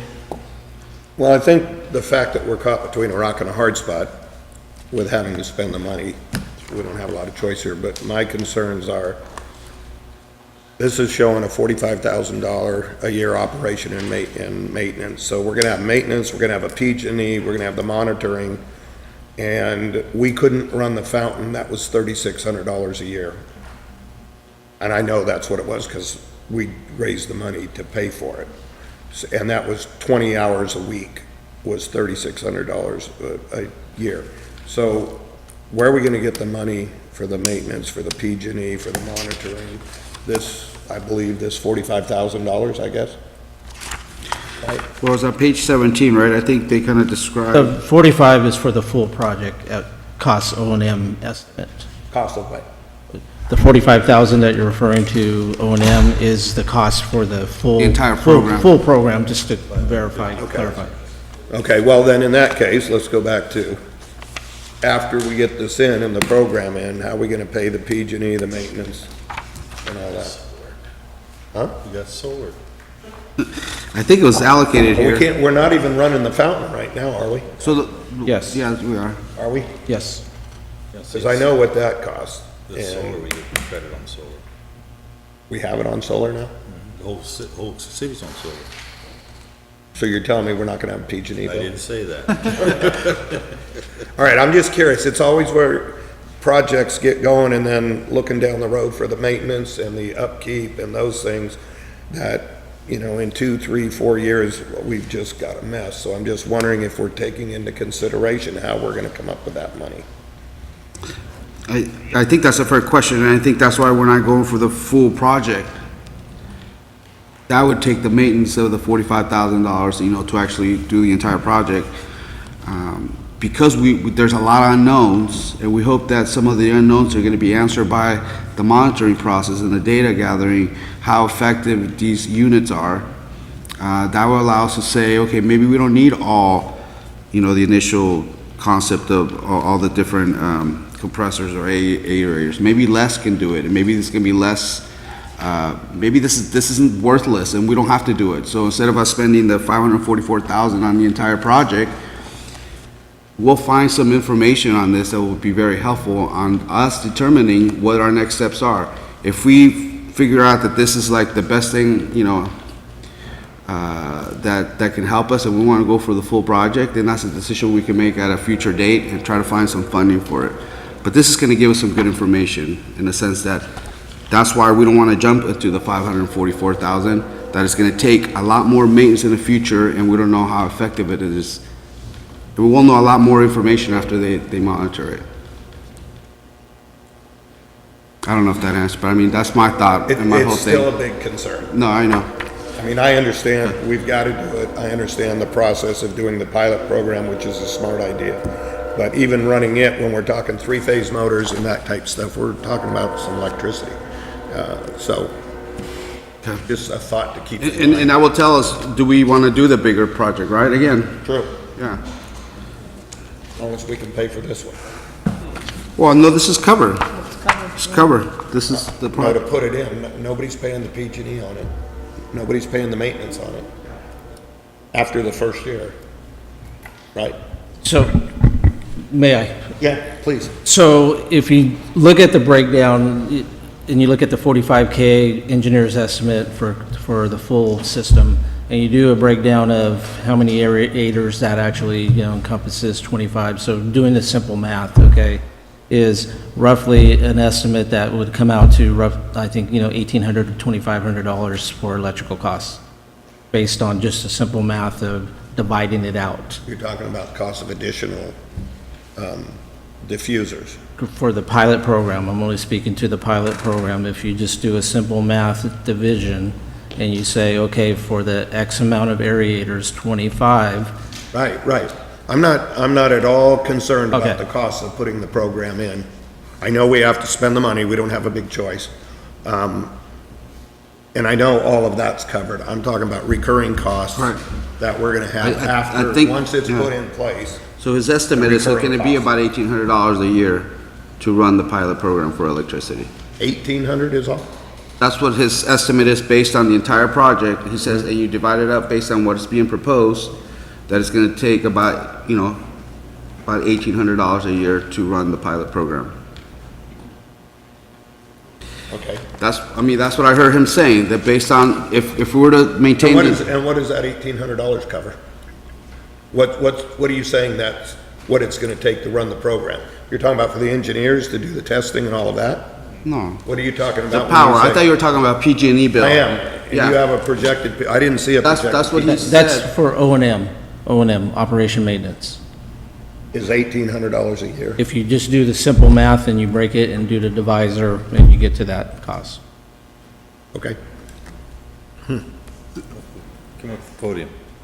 That was for the big pump. These are different pumps. Right. So the electrical requirements. The discussion, it's much different. But still, I think it's an estimate. Yeah, right. Yeah. Through the chair. Just finished with my concern is additional expenses after we get the thing in that we're gonna need to remember to look at of how we're gonna fund those. Absolutely. I mean, I think that's why we're doing a pilot. To figure out what those estimates are going to be, sir. I know I missed my opportunity to ask this question, but do we have any idea how long the pilot program has to run in general? So what we did was, we assumed that would be during the first year, but a piloting year is only, and an operational year is only a 5-month year, approximately from May into September. So that was the thought would be to pilot from May through September. That would be, give one solid year's worth of, warmer weather type data, 5 months worth of data, and then evaluate at that point in time. Okay, thank you. Okay, thank you, everyone. If there's no further comments, I think my only comment, I stated again, is that the approach is that we're doing it because we don't know the exact benefits, and this will give us a better sense of what the cost-benefit analysis will be if we want to expand to a full project. This will give us a good idea of that as we move forward and make future decisions on expanding the project and then figuring out where we get the funding for it. To that, it says it's not to exceed $151,000, and this is just a ballpark figure that it's a ballpark. So it could really realistically be under that price, and we could have money possibly to put toward other things to the power for that time or whatever. I mean, when we go out to bid, it could be that people will come well under this. We don't know. I mean, if there are companies out there like Zach has found that their pricing was lower than we're looking at here. It's possible. So we really don't know that cost until we get to that point. So. Thank you. We all good? I'd like to entertain a motion to adopt Resolution 2019-05. Motion's made. Is there a second? I'll second the motion. Roll call, please. Mr. Simmons? Aye. Mr. Buttercavoli? Aye. Ms. McKenzie? Mr. Hudson? Aye. Mr. Samayoa? Aye. Motion's approved to adopt Resolution 2019-05 with the vote of 5-0. Thank you. Let's move to item 18. I'm really seeing without meals. I need sugar. It's coming. 10A, appointment to the Planning Commission. We have appointment from Councilmember Bill Simmons to appoint Ms. Rich Creek back to the Marysville Planning and Historic Commission. Is there a motion, sir? So move, sir. Motion? Second. Motion second. All those in favor say aye. Aye. Aye. Thank you, Ms. Rich Creek. I know you've done a great job in the past and look forward to future. I make a statement? Yes. I'd like to thank Ms. King for her participation in the Planning Commission. I think you added a lot to it, your devotion. And so for the citizens of Marysville, I'd like to say thank you. And for this council, thank you very much. And maybe someday when your boys get up to where they're on their own, you'd like to come back in. So I'm scared her kids are going to take over our seats over well, here. if they're anything like their dad, they probably will. Yeah. But thank you again. Thank you. Committee reports. I think I had a committee report, but it's not that important. Council correspondence? None. City manager report.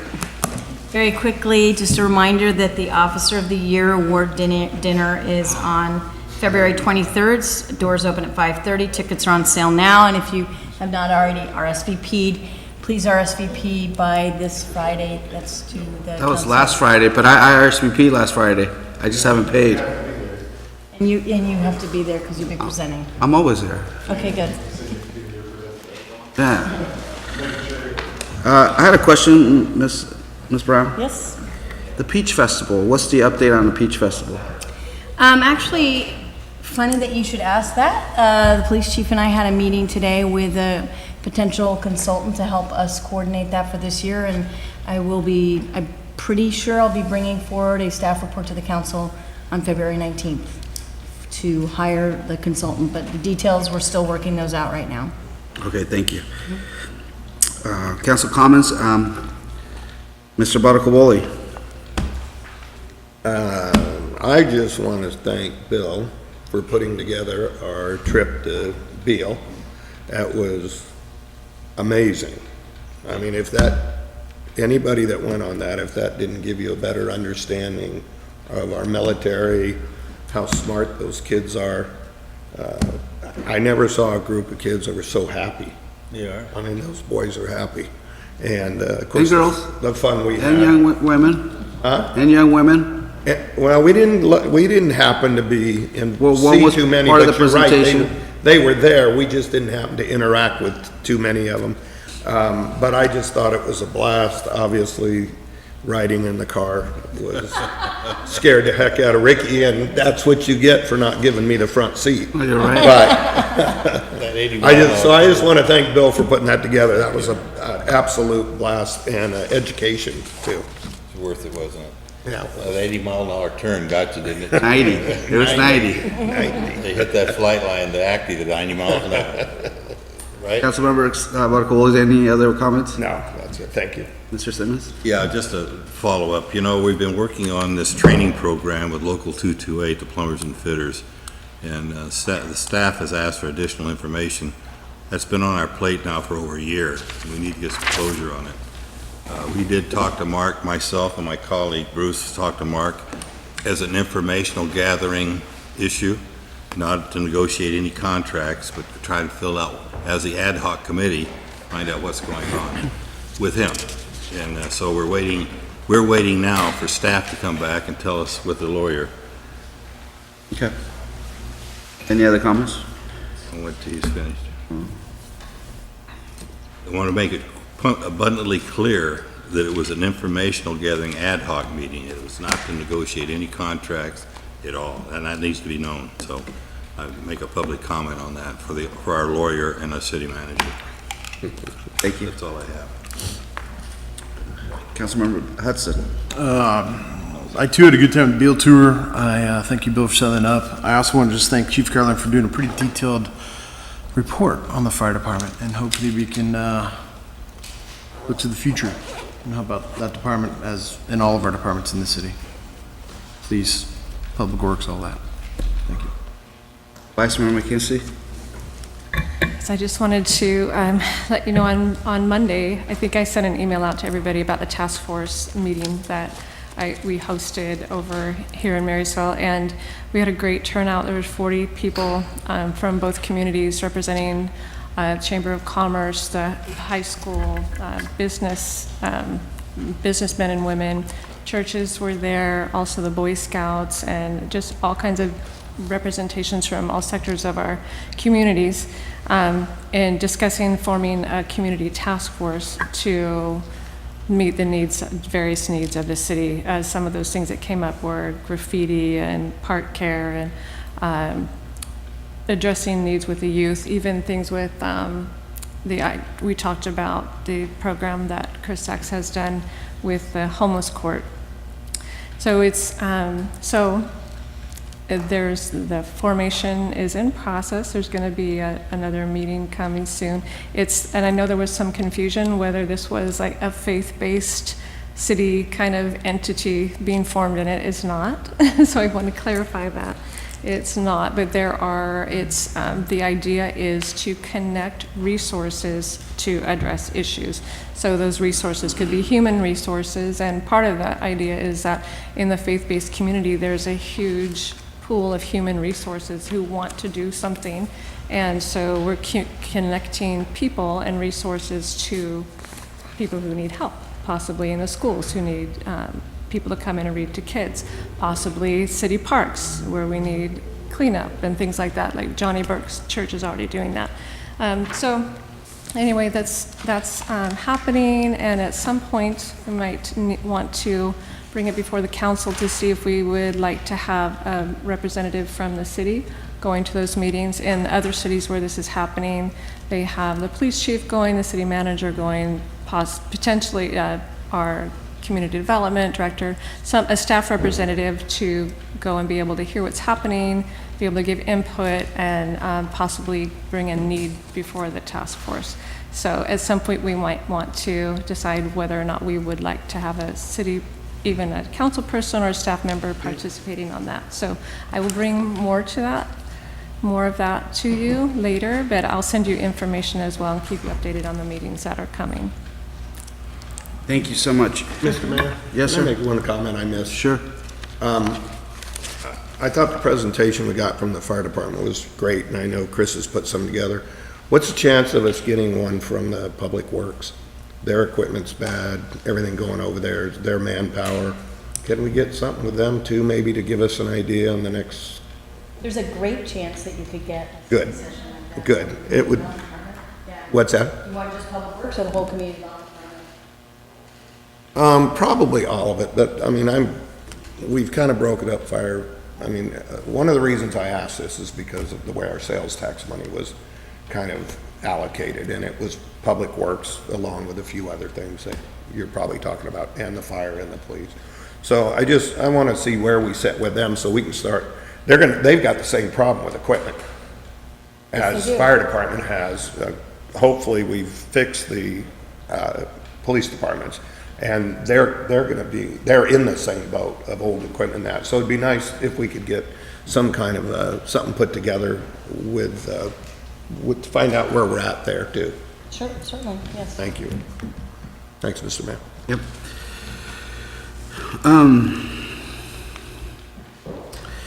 Just an update.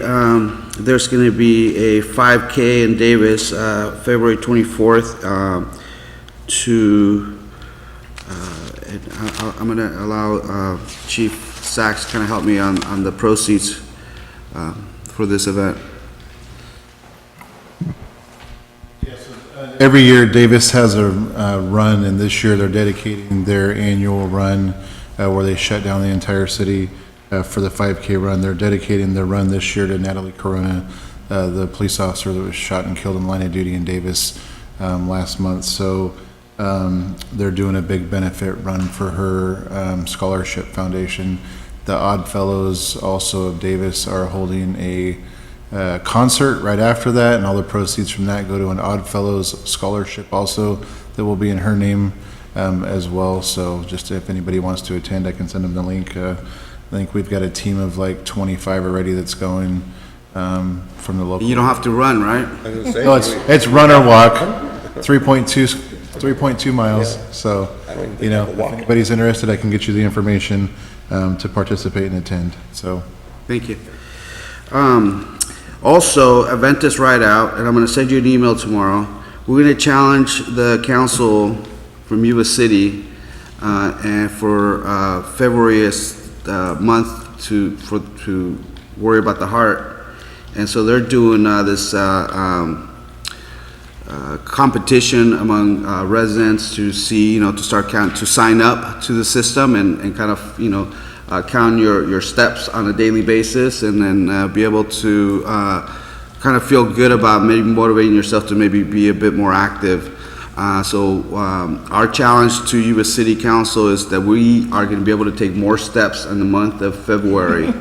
Okay, so I'm going to send you the email tomorrow, and I'm going to send you the program, and I know we can beat those bums, so let's do this, all right? This is for council only.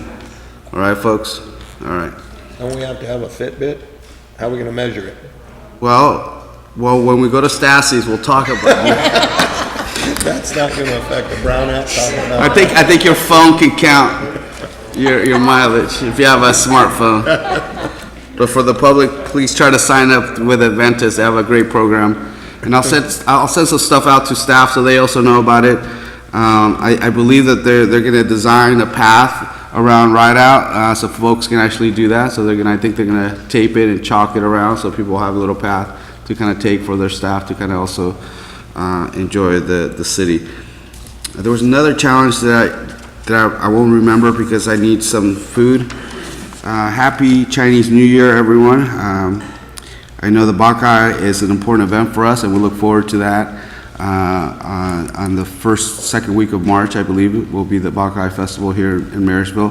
The festivities start today, so other cities are enjoying the New Year's, and then we actually, I believe we ended for California when it comes to the celebrations here in Marysville.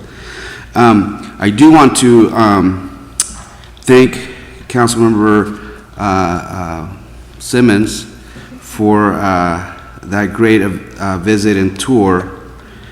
But I think it's also, for us, it gave us an opportunity to see the opportunity that's there for the city of Marysville to improve our economics, for economic investment that is being made and already guaranteed at Beale. They're already committed, they already got monies from Congress to build buildings in there, to bring more missions there, and that means more bodies. That means more opportunities for our city to work with developers and find ways that they can do some infill projects. What I heard from them is housing. We'd rather drive 20 minutes, 10 minutes to Marysville than drive 40 minutes to Lincoln. Nothing wrong with the community of Lincoln, but we should be looking at ways that we can take on that challenge. And I know our staff are interested in that, and I know that, and that's the balance, right? The more we're asking staff to do things that are important, the less time they're gonna have these big picture items. Let's try to focus on the big picture as we're looking for our goal setting in the next few weeks. In my mind, we need to have staff work 80% of their time just on economic development, because that's gonna give us an opportunity to grow our base, to have more housing, to have more jobs, for more private investment to come in here. So we have the base that they said there can be about 1,500 new people in the next 3 years. It's a lot of housing units for families that there's a chance for us to be able to be actively involved and figure out a way that we can have those developed here in Marysville. The hospital, they want to build a cardiovascular center. They want to expand on that campus. They have a choice to go somewhere else on the other side of the city. We need to make sure that our staff are ready, are participating, are having dialogue, are talking to them, and we can come up with a way that we can make sure that the cardiovascular center is here in Marysville, because that brings more jobs. The other side of it is congestion. And so congestion, bringing more jobs, more housing, it's going to create more congestion. So it's really important as we move forward in our next goal setting that we really support staff efforts and try to get us to update our general plan, because that's going to speak to figuring out and answer some of the congestion issues in our city. How we're going to circulate people from just passing through us versus all those that want to do business in the city of Marysville. And there's solutions out there to be able to do that, but we have to work through our general plan update, which includes a circulation element. So just continue reminding our council that we need to start thinking big, because there's a lot of opportunities. And Beale, Yuba County's looking at it and they're thinking we can build houses for them, right? But we already have the infrastructure, we already have the pipes, we already have the sewer systems hooked up, we already have the water. We don't have to create new infrastructure for new housing somewhere in the county somewhere else. So I think they need to see this as a choice for them, a place that they can work and come in and live here. And there's also opportunities for manufacturing. We hear them that they're going to bring, there's going to be a need for manufacturing college for their, their materials and design and 3D printing. And that was pretty clear from their presentations. Economic opportunities are there, and I know our staff want to work on those things. And so let's give them the support that we can so they can pursue these things. With that, let's move to item 15, closed session. There's 3 items. Is there 3 items? Oh, Lord. 4? Okay. Pursuant to Government Code Section 54956.9, conference with legal counsel regarding anticipated litigation, 2 cases. Excuse me, we're not done, sir. Also, I need to say this, pursuant to Government Code Section 54956.8, conference with real property negotiator Marty Brown regarding the Plumas Lake Golf Course. And item C, pursuant to Government Code Section 54956, conference with real property negotiator Marty Brown regarding Barton Field located at 1431 C Street.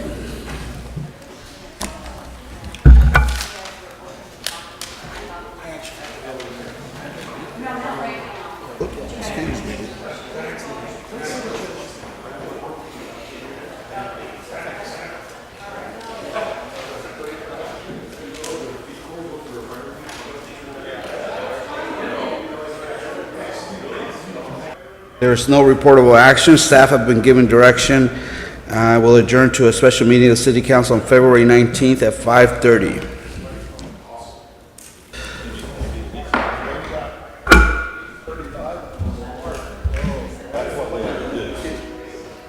Last man standing. You're still here. Oh, yes, just in case. You never know. Something might happen.